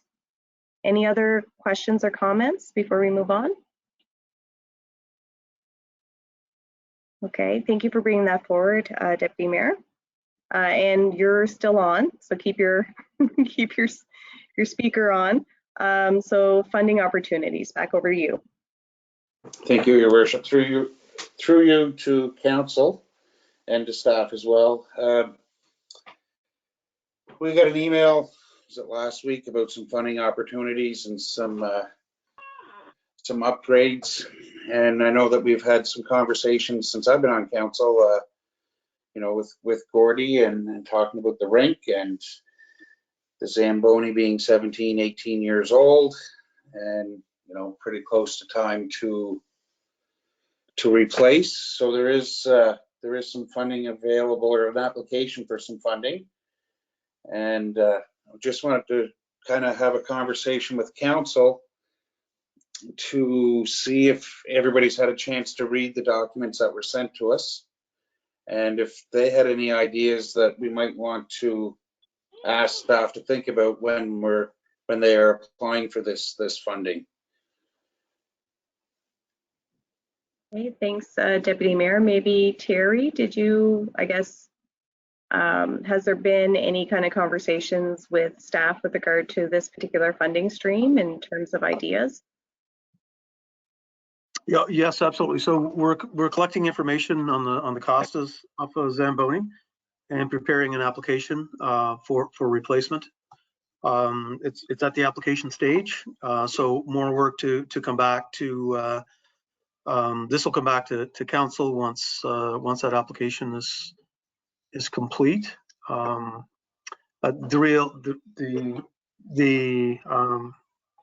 The real decision point is if we're successful in that, and council would have to approve the money. So the contribution from the town. So that can be discussed during the budget process as well. Thank you, Terry. And I see Gordy, you have your speaker on. Yeah. If you have any comments. Sure, through you, Your Worship, I just wanted to add to Terry's comments. I do have a Zoom call booked for Dale Jeanette from Saunders Equipment for tomorrow to discuss pricing options and stuff for a Zamboni model.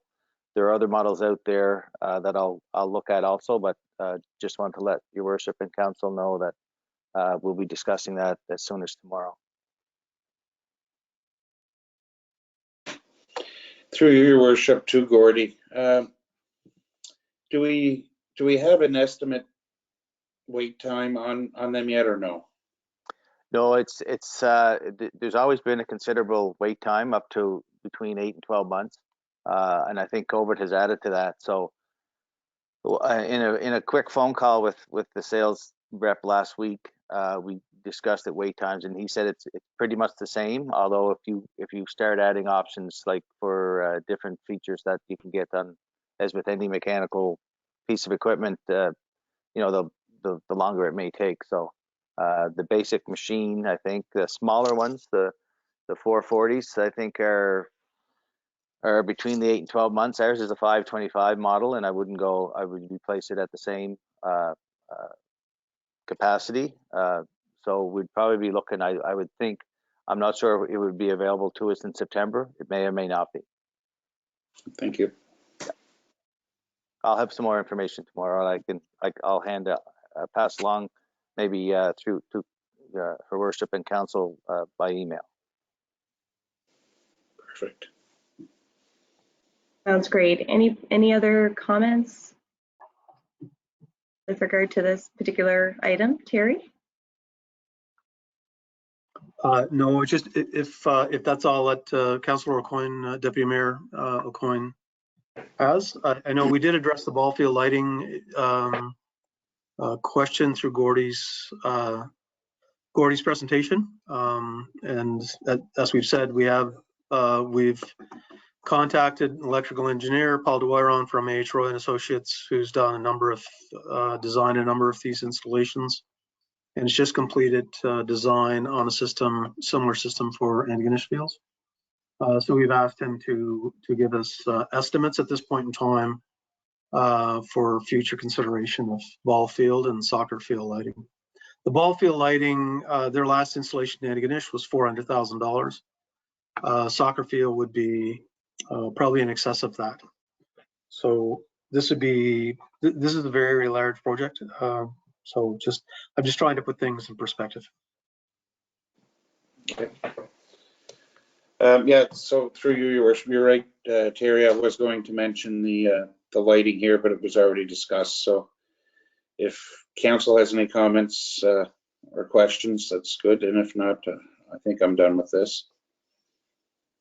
Okay. Any other comments or questions for Deputy Mayor Aucoin at this time?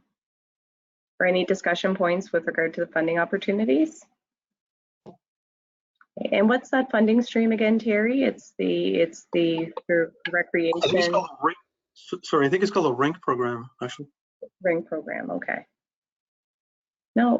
Does any thoughts with regard to potential Zamboni replacement? Councillor McDougall? I know this is your first rodeo, so thought that you might have some comments on that. Well, it's not my first rodeo, you're right. And I was here when they got the first Zamboni, obviously, and a few before that in the old rink even. But anyway, when we need a Zamboni, if we need one, we need one. And it's not going to, you know, we can't shut the rink down. If we need a Zamboni, we got to get it. And if the funding opportunity is here, we have to look at it, of course. Thanks, Councillor McIver.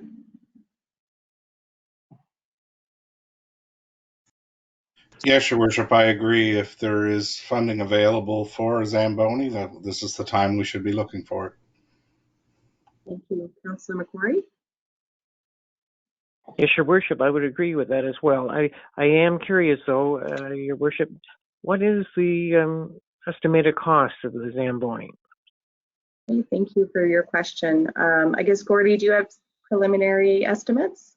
Yeah, it's anywhere in the ballpark between $140,000 and $170,000. And the potential cost sharing scenario with regard to this particular funding stream for rinks is like, would it be like a 33%? It would be 1/3 up to $100,000. Okay. Thank you for that. Any follow-up questions, Councillor McQuarrie? Nope. Thank you, Your Worship. Perfect. All right. Well, I guess Jason, does that satisfy that item? That's great. Thank you. Okay. Thank you. So the next item that we have is the body and soul request. I know that email was circulated or CC to all of council, so I understand that council has had an opportunity to read that through. And I thank you, Deputy Mayor O'Coin, for adding that, but I'm assuming you may want Terry to discuss the details, or did you want to? No, this is really in Terry's ballpark here. Okay, we're punting it over to you, Terry.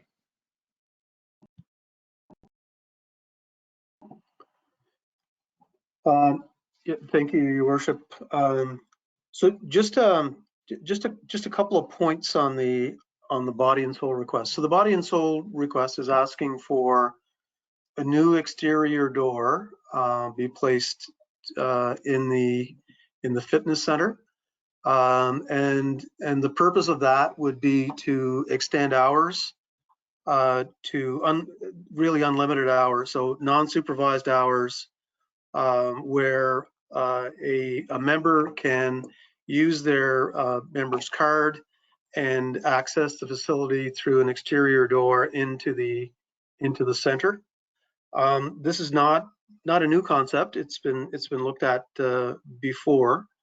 So the sort of the most practical way to do that would be to take one of the large windows out of the side of the civic center, something that would lend itself to the architecture of the building. So that's removing the window, or at least a portion of the window, down to a mullion, and installing double doors within that opening. So Gordy has contacted a large glass supplier, a company who does that work, and we're getting a quotation on that, on the installation of the door itself. We're also collecting information on the other work that's going to be required to install that door, which is cutting the concrete and other masonry on the exterior wall, installing a sidewalk, that type of work. So we'll put those numbers together. Like many things, there are some complicators with respect to the ask. The door cost is something that we can put together fairly easily. The request asks for some security surveillance, exterior security surveillance. That does get complicated for us. Our system has no room on it right now to add extra cameras, and it is getting obsolete. Like we really can't fit cameras in our existing system. So any type of enhancement really requires the replacement of our security camera system. So we have talked to suppliers on that, and we will be getting numbers together for that. And maybe there's a workaround there too. Maybe there's a camera we can trade off, or an older camera that will work there. But the system, regardless of this request, is now, in terms of security systems, antiquated. The other complicator is the security system itself.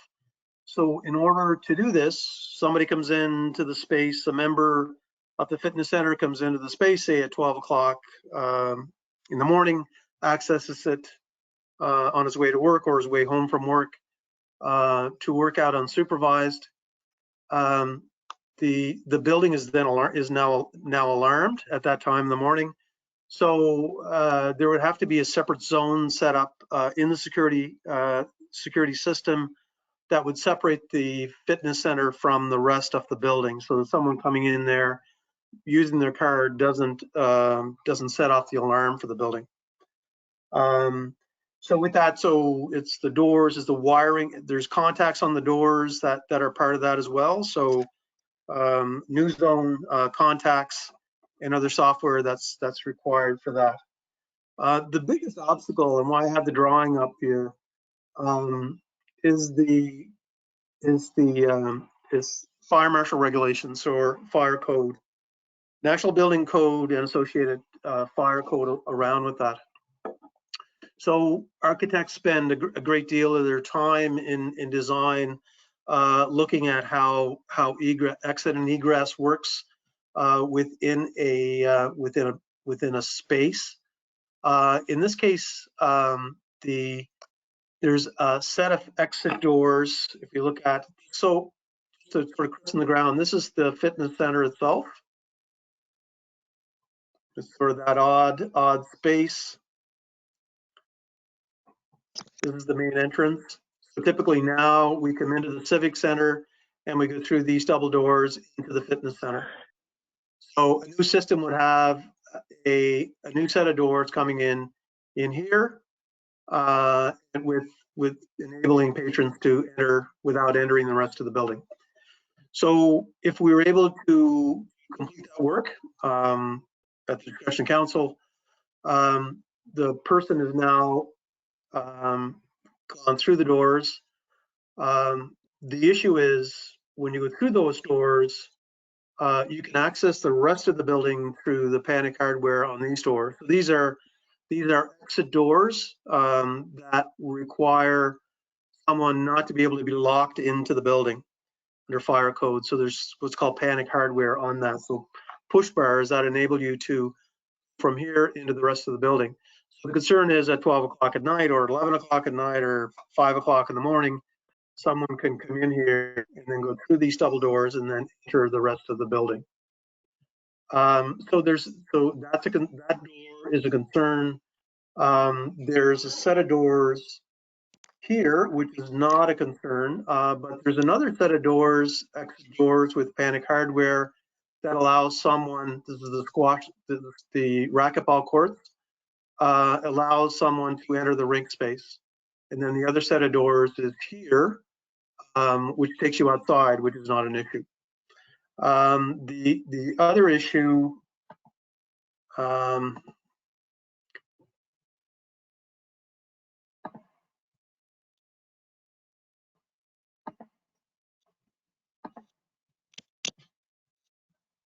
yeah, sorry, not a great drawing for this, but if you recall when we're upstairs, this is showing level 1, but I can show level 1 or level 2. It's not really different. If you look at the set of stairs, this set of stairs takes you up to a mezzanine area. So there's a small fitness center workout area. It's well used, but there is an exit door, it's not shown here, that takes you out into the lobby of our upstairs in the municipal office. So that's another area where a patron can exit directly into the Civic Center building. So that's a fire code issue that has to be dealt with. I don't know of a way to overcome that, but it's not saying that we can't. But it is a fairly serious or a complex issue to overcome. And I think that's what fell back before. So there's some other associated costs like card readers. I'm not sure what the contractor body and soul wishes to provide, but there's specific software for access into that, card readers and stuff. I will say that when the town was operating, we looked at times of day when someone could use the gym fitness center unsupervised. And our thought at that time was they can enter the fitness center, use their membership card, and enter when the building is open. So if we look at 2 years ago, or almost 2 years ago, pre-COVID, our operating hours were much longer than they are right now because we had a busy facility. So it wasn't unusual for us to be here at 11 o'clock at night and always open at 6 o'clock in the morning. Right now we're open at 6 o'clock in the morning, but our closing time is dependent on when the last activities are in place. But certainly open to the fitness center now if they wish to operate up until at least 9 o'clock. So there is that option for the fitness center without the expenditure of a door in utilizing member use of the space unsupervised during operating hours. So I think there's probably an opportunity for reduced staffing, which would increase the expense of body and soul. But that's just my thought. But anyway, what often seems like a very simple solution to a problem is often not, and those are the types of things that we're dealing with. But I'd gladly take questions on any of that. Hey, thank you, Terry. I guess maybe we'll start with Deputy Mayor O'Coin. Thank you, Your Worship. I don't really have any questions. Terry and I have discussed this at length already. One thing that I'm hearing from Body and Soul is the days that we close because of storms, they're being forced to close, and they're hearing about that. But you're right, Terry. When I first received this letter and I read it, I thought, okay, well, this should be pretty simple, other than maybe $10,000, and away we go. And then after sitting in your office and you explaining everything, yeah, it's not quite that simple. But I do appreciate your work on this, Terry, and that's all I really have to say for now.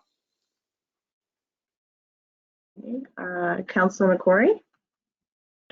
Yes, Your Worship, and thank you very much through you to Terry. So the expectation I would gather from Body and Soul is the cost for this major project would be something that would be borne by the town. That's my understanding. So we have reached out to Body and Soul and offered to work with them through this. So our intention is to follow through with this, because the question has come up a number of times. And we will follow through with the cost of this and then sort of lay out as much information as we can, and a fire code review if the cost is not extremely prohibitive. Right.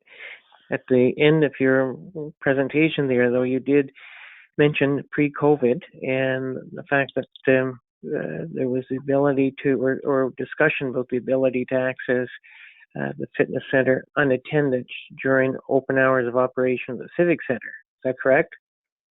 Yes. Yeah.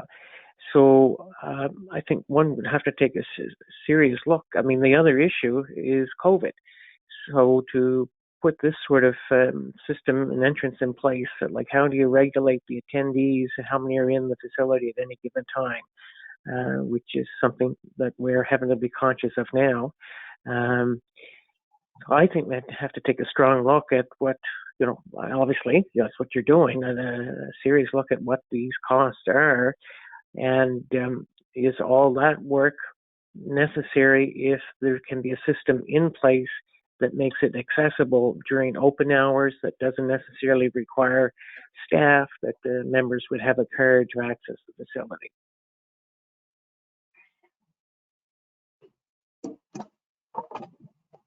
So I'm just wondering what your thoughts are.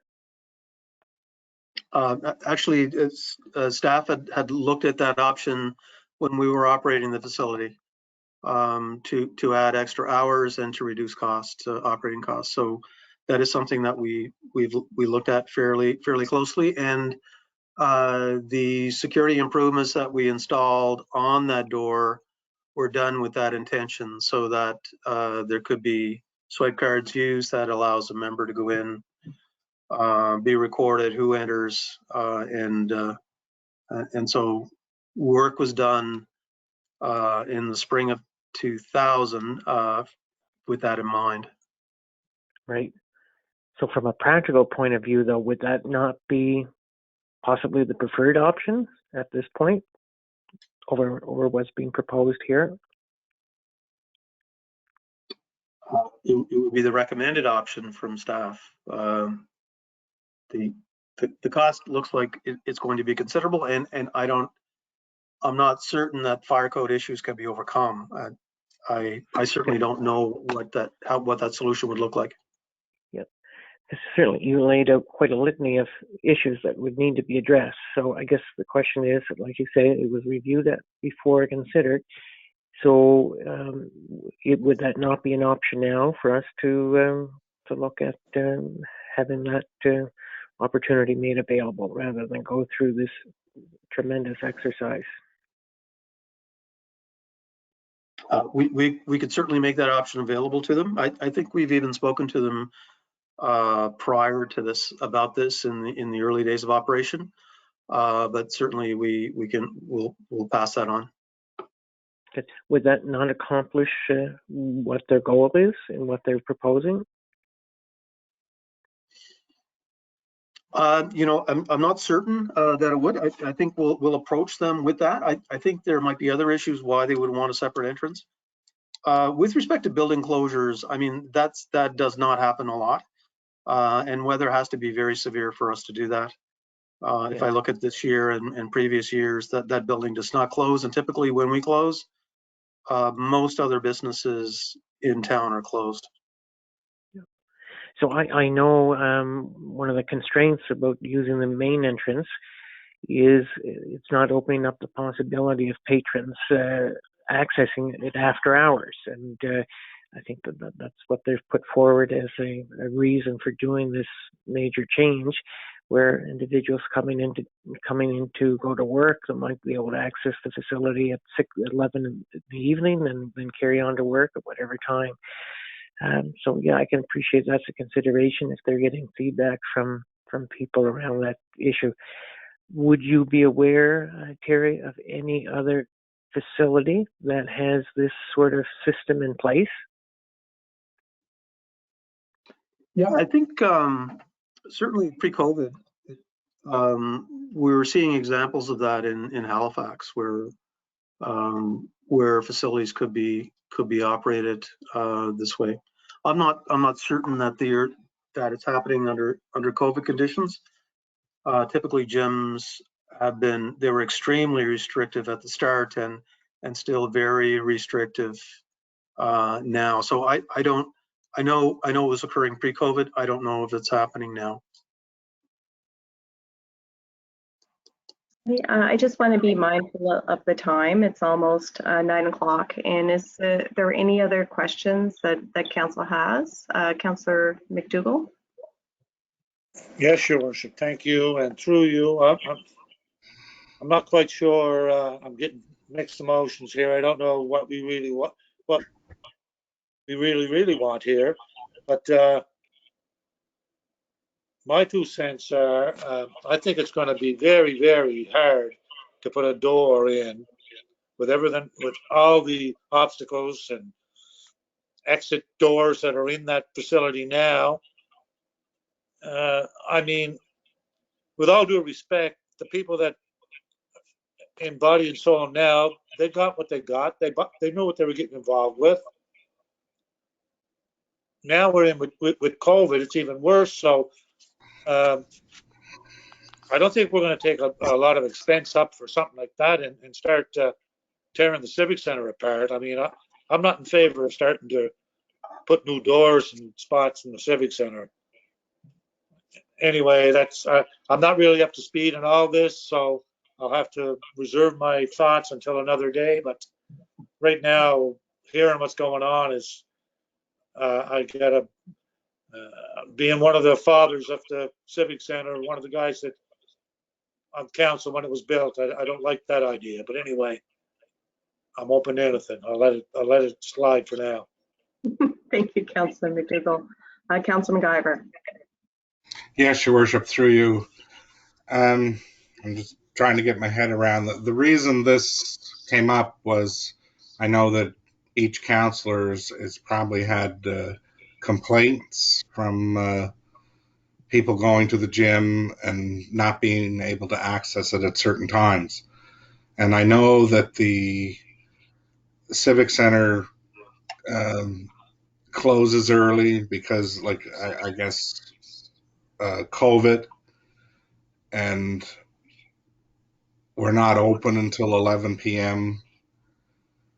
And I'm sure we still open at 6 in the morning, because I do see cars around in the morning.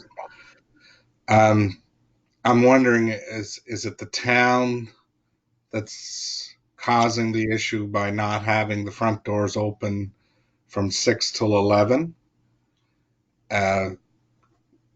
why we're getting complaints they don't have enough time to use the gym. Saturdays and Sundays, are we open the regular hours? I agree with Councillor McDougall. I can't see us taking on that size of a project. And in my opinion, I'm not sure exactly what the lease is, but if Body and Soul need another entrance, that would be a leasehold improvement and would be on them to take the cost on for everything that's needed for that improvement. My question, I guess, would be, I'm not concerned with the COVID regulations for the gym. That is their responsibility, not the town's.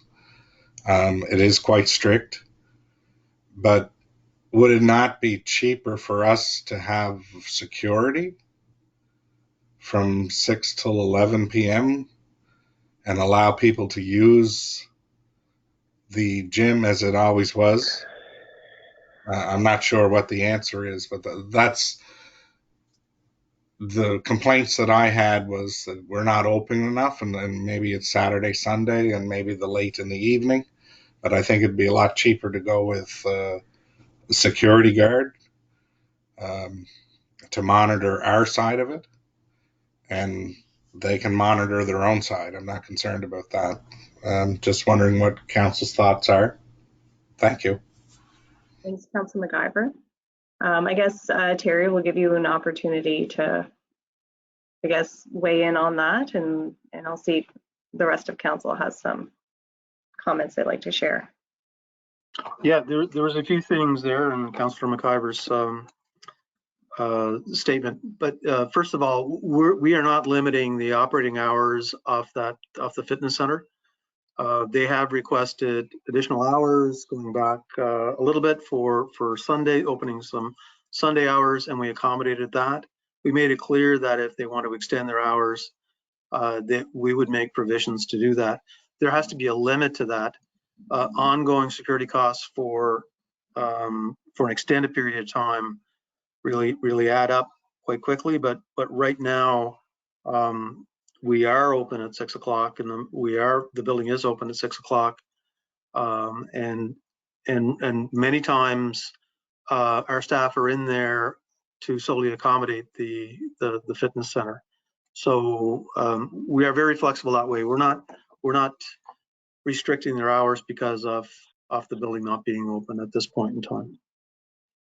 Thank you, Terry. Any other comments with regard to Councillor McIver's suggestions? Deputy Mayor? Through your worship, I think Councillor McIver makes some good points. If that 11 o'clock p.m. is what the gym is stuck on, we're not going to solve it tonight, but maybe in the future we can have a conversation. Maybe it's a cost share or something. I really didn't expect this to get into this long of a conversation when I put this letter forward. I'm sorry, but I don't really have much more to say tonight. We can let staff do their thing and come back and see where we land. Yeah, I agree. There's still a lot of information to flesh out in terms of what the different scenarios are, and maybe we'll leave it with staff to come back with some options at the next committee of whole after they've done a little bit of groundwork and had the opportunity to have some conversations with Body and Soul. Is council okay with that? Yes, your worship. Okay. Yes. Okay. Councillor McDougall? Yeah, fine. Thank you, your worship. Sure. Deputy Mayor?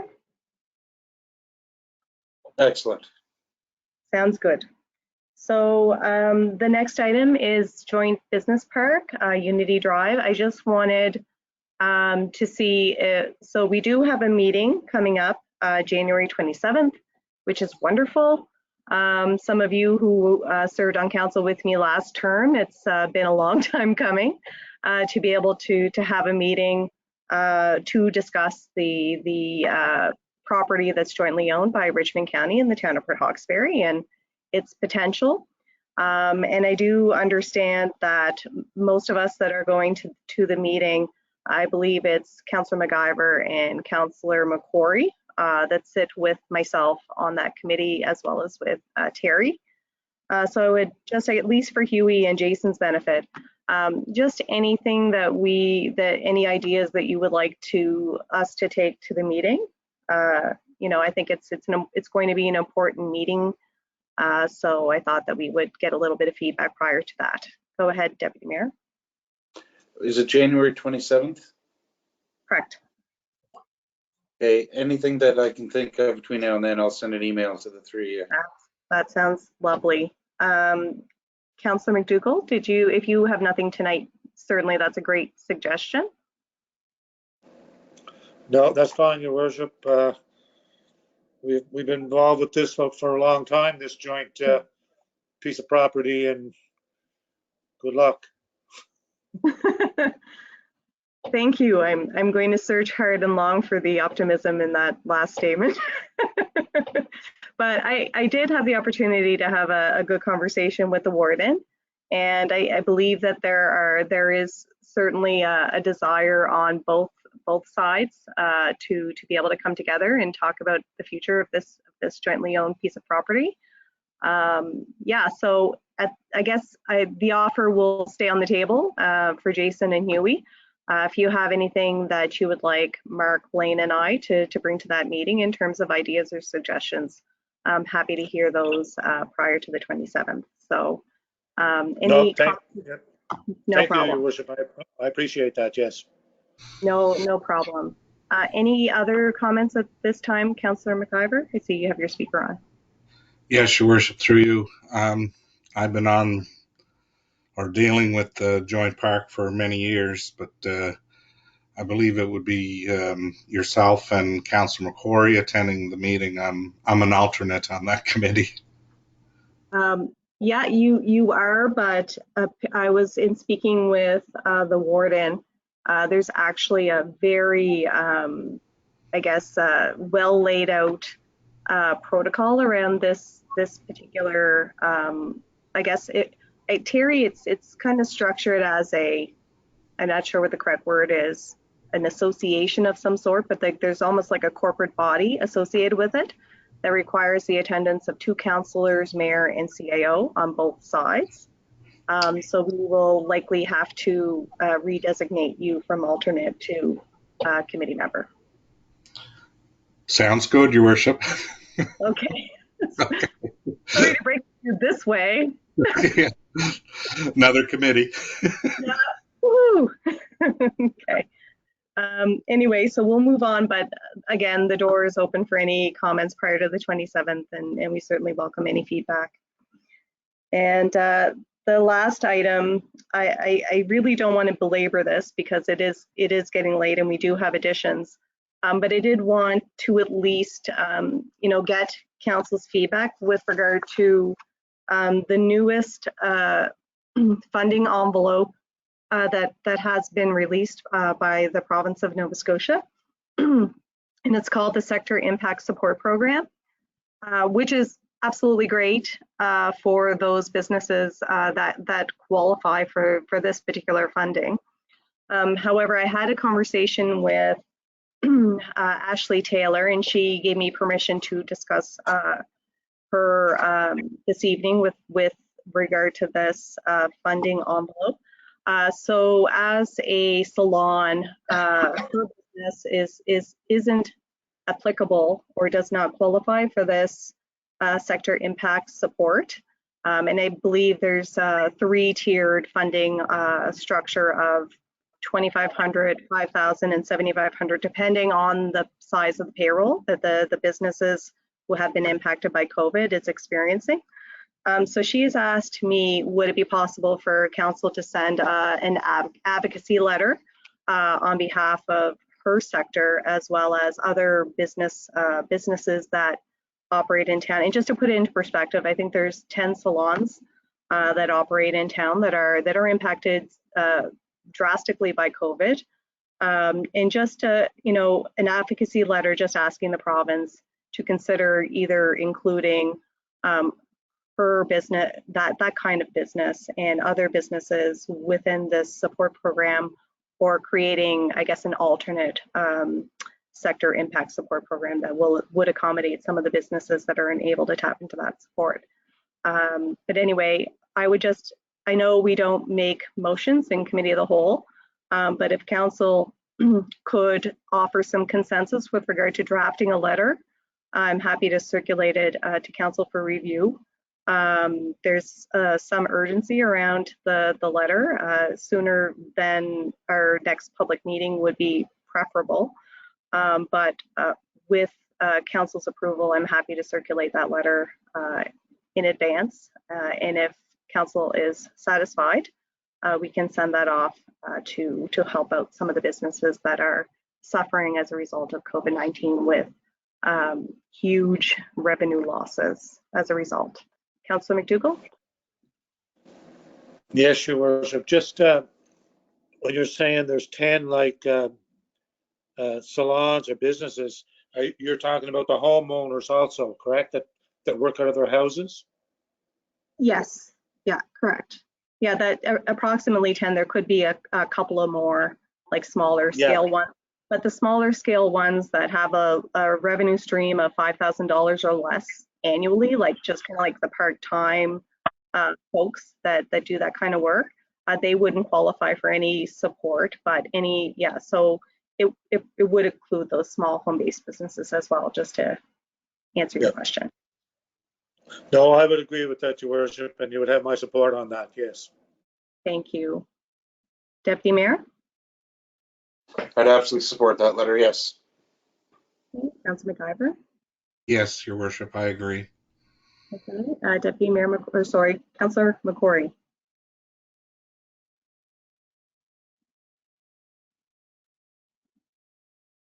He may be having audio issues again. Hello. Oh, there you are. Hello. Okay. Yep. Yes, Your Worship, I definitely would support that. Okay, so I will try to draft something. Ashley is going to get some more information for me with regard to sector impact with her type of business, and I will try to do a little bit of digging in other businesses that are affected. And as soon as I have a draft letter, I will circulate it to council for review. So I appreciate that. Okay, so that concludes other business on our agenda. And under approved additions, we have an NSCC collaboration opportunity. I just wanted to put this on council's radar. I feel like I've had probably a conversation with most of you with regard to this, particularly so for the elected officials that sit with me on the Housing Advisory Committee. And basically, NSCC has reached out to see, through the carpentry department, to see if the town might be willing to collaborate on a tiny home build. So that would, I guess, loosely, what it could pertain is the town would help with the purchase of the materials, and the NSCC carpentry students would build the tiny home. And this tiny home could be used, I guess, depending on the wishes of the town, whether it could be used, for second stage housing, could be used for medical health care, recruitment locum, residential type dwelling, or any other particular use. What I would suggest to council, if you're open to the concept, that perhaps Terry and I could meet to learn a little bit more, particularly around what that costing would be for council, and we can discuss it at our next committee of the whole, and that way we have as much information as is possible to have that consideration during budget deliberations. Okay, and just, I guess, I'll open up for some. Yes, Your Worship. I certainly would like to see it brought forward at the next committee of the whole. We can probably have quite a bit of conversation around this whole idea. So if you and Mr. Doyle want to gather information and bring that forward to the next committee of the whole, that would be great. Great. Deputy Mayor? I support this. Councillor McIver? Yes, Your Worship, I support it. And Councillor McDougall.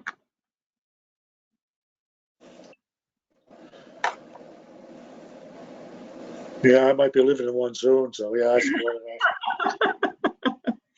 I knew you were going to say something smart. All right, thank you. So I guess Terry and I will reach out to Charles Provert, I believe his last name is, Mark?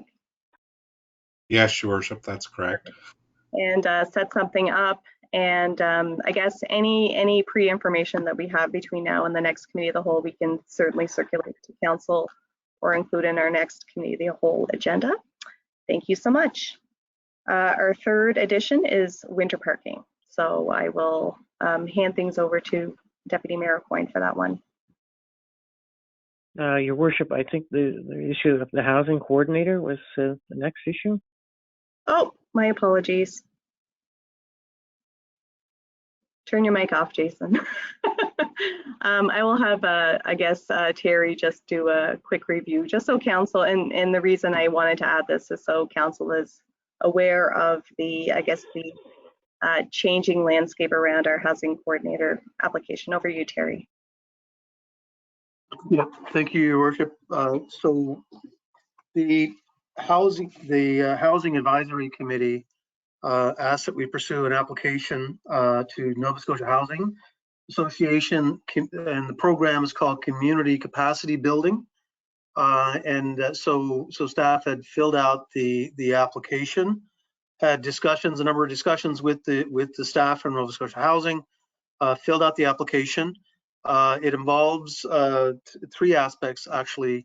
The first one is a consultant that would work with the town of Hawkesbury, namely the housing advisory committee, staff, council, as well as our associated committees, and in the region, and would support housing initiatives, not just, and that's all aspects of housing. So that's one aspect. Another one was the funding required, so legal and management, to help establish a not-for-profit housing society. And the third issue is legal support in establishing a land trust that would support primarily low-income housing within the region or the area or the town. So those are the three aspects. The total ask was $85,000. There was $15,000 that was in-kind contribution included from the town of Roxbury. So we had positive response back from staff from Nova Scotia Housing. They said that our asks had been and justification were within the parameters of that's what they were looking for, basically. But the issue, and we knew going up front, was that we are not a non-profit society, and that as such it had to be submitted by a not-for-profit. So the Chamber of Commerce, the Strait Area Chamber of Commerce, was approached to submit the application under their under the Strait Area Chamber of Commerce, and there's other work as well that has to occur. So that has to occur before Friday. Chamber of Commerce has been approached, and they have agreed to take this on. There's a little more work. There's a meeting tomorrow actually to hammer this out, but we wanted to take it back to council before we move any further with the Chamber of Commerce. Thanks, Terry. And I guess just to clarify, so with the Chamber of Commerce coming on as a funding applicant, they too would be, I guess, involved as a project partner as well in terms of, assisting with strategy in terms of a housing coordinator position and with the nonprofit as well as with the land bank. I guess, yeah, so I'm not sure if probably as a result of the conversations that you'll have tomorrow, we'll know a little bit more, but I guess for council's consideration, It's wonderful news that this application has been looked on so approvingly, and it's great that the Chamber of Commerce has kind of stepped up to assist with that. Okay, but we're just looking for any council feedback with regard to this item. I don't mind starting. This is excellent news. 6 months ago, we weren't so sure that this would be the case, and it's really exciting to be able to get this news today and to put it out to the public. And I just want one point of clarity, though, please, through your worship, to Terry. This housing consultant, or whatever the title may be, is working for and within the town of Port Hawkesbury, correct? The way the current application is prepared, that's correct, and it is actually a consultant. So it's not someone we hire, or that's their name. The program requires it to be a consultant. Okay, perfect. Thank you. That's the only thing. Okay, any other thoughts or comments from council? Councilor McIver? No, Your Worship. I agree. Deputy Mayor Coyne, I guess, asked the question I was going to ask, so I'm satisfied with that. Great. Thank you. Councilor McDougall? No, Your Worship, no question. Thank you. Okay, I guess I'm hoping that council will just kind of give Terry a thumbs up just to continue along with the application, if that's good. If you don't have any questions, I know you don't have your camera on, so you can just say thumbs up. No. Thumbs up, perfect. Thumbs Yes, up for. Your Worship, is Councillor McQuarrie. Sure, go ahead. Yeah, I think that this is a very positive development. I think this, if we can get this approved, it's going to move it along in a really good direction. So yeah, I just wanted to identify that I think this is very positive. Thank you so much. No problem. So we have a verbal thumbs up. So I think everybody is good to continue with the trajectory that this funding application is on. So we just wanted to make sure council stayed apprised with regard to its progress. Now on to winter parking.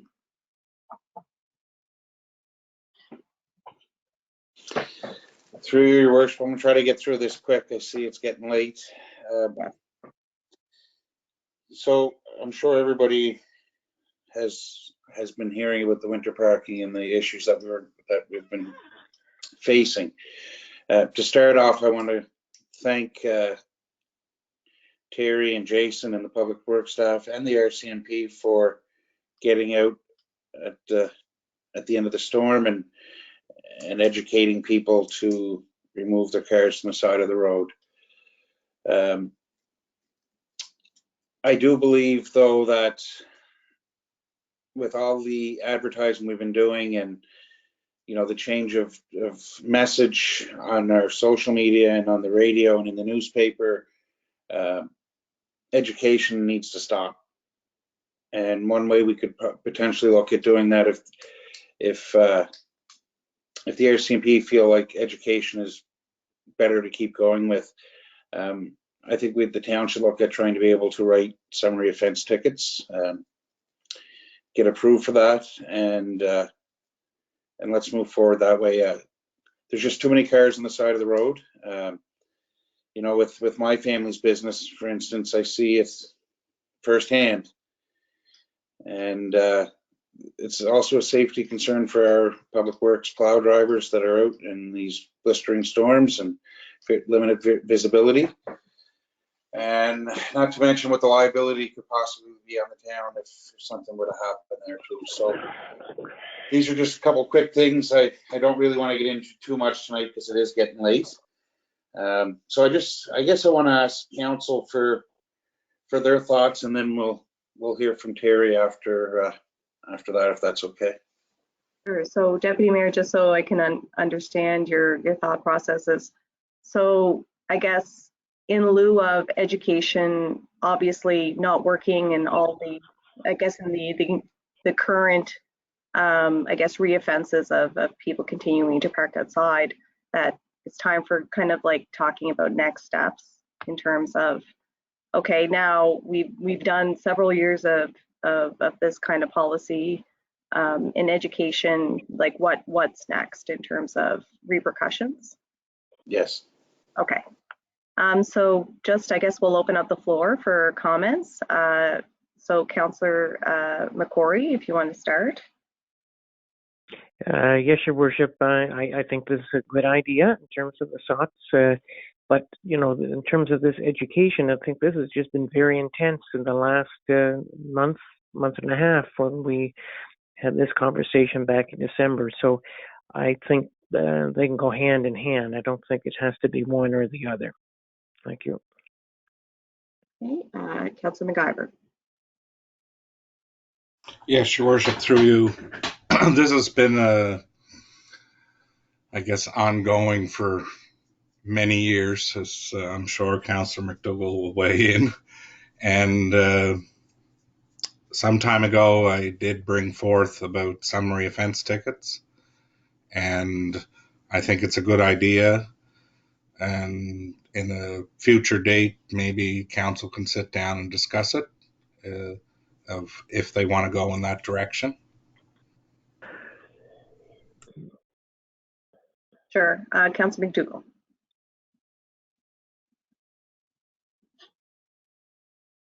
Yes, Your Worship, thank you. Where do you start with this one? It's I've been on council for over 20 years, and I don't think there's always been a winter in all those years. So, yes, like Councillor McIver just said, we've been through this so many times. And you know, what they do in Antigonish, even writing parking tickets and that is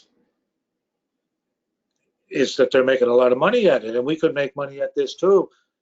But we need a bylaws officer to do this. I mean, I don't expect, and I hope council doesn't expect, for our police officers, and we only, what are we paying for? 6.5, 5.5 police officers we're paying for to go out and start every night, start looking for people parked on the wrong side of the road or where they're going to plow.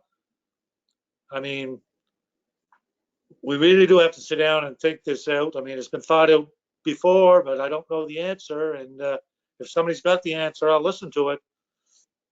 I think we do have to start with a bylaws officer for not only for this issue, but a lot of issues. But anyway, I'm open for anything, but I guess we'll just see what happens. Hopefully it doesn't snow anymore.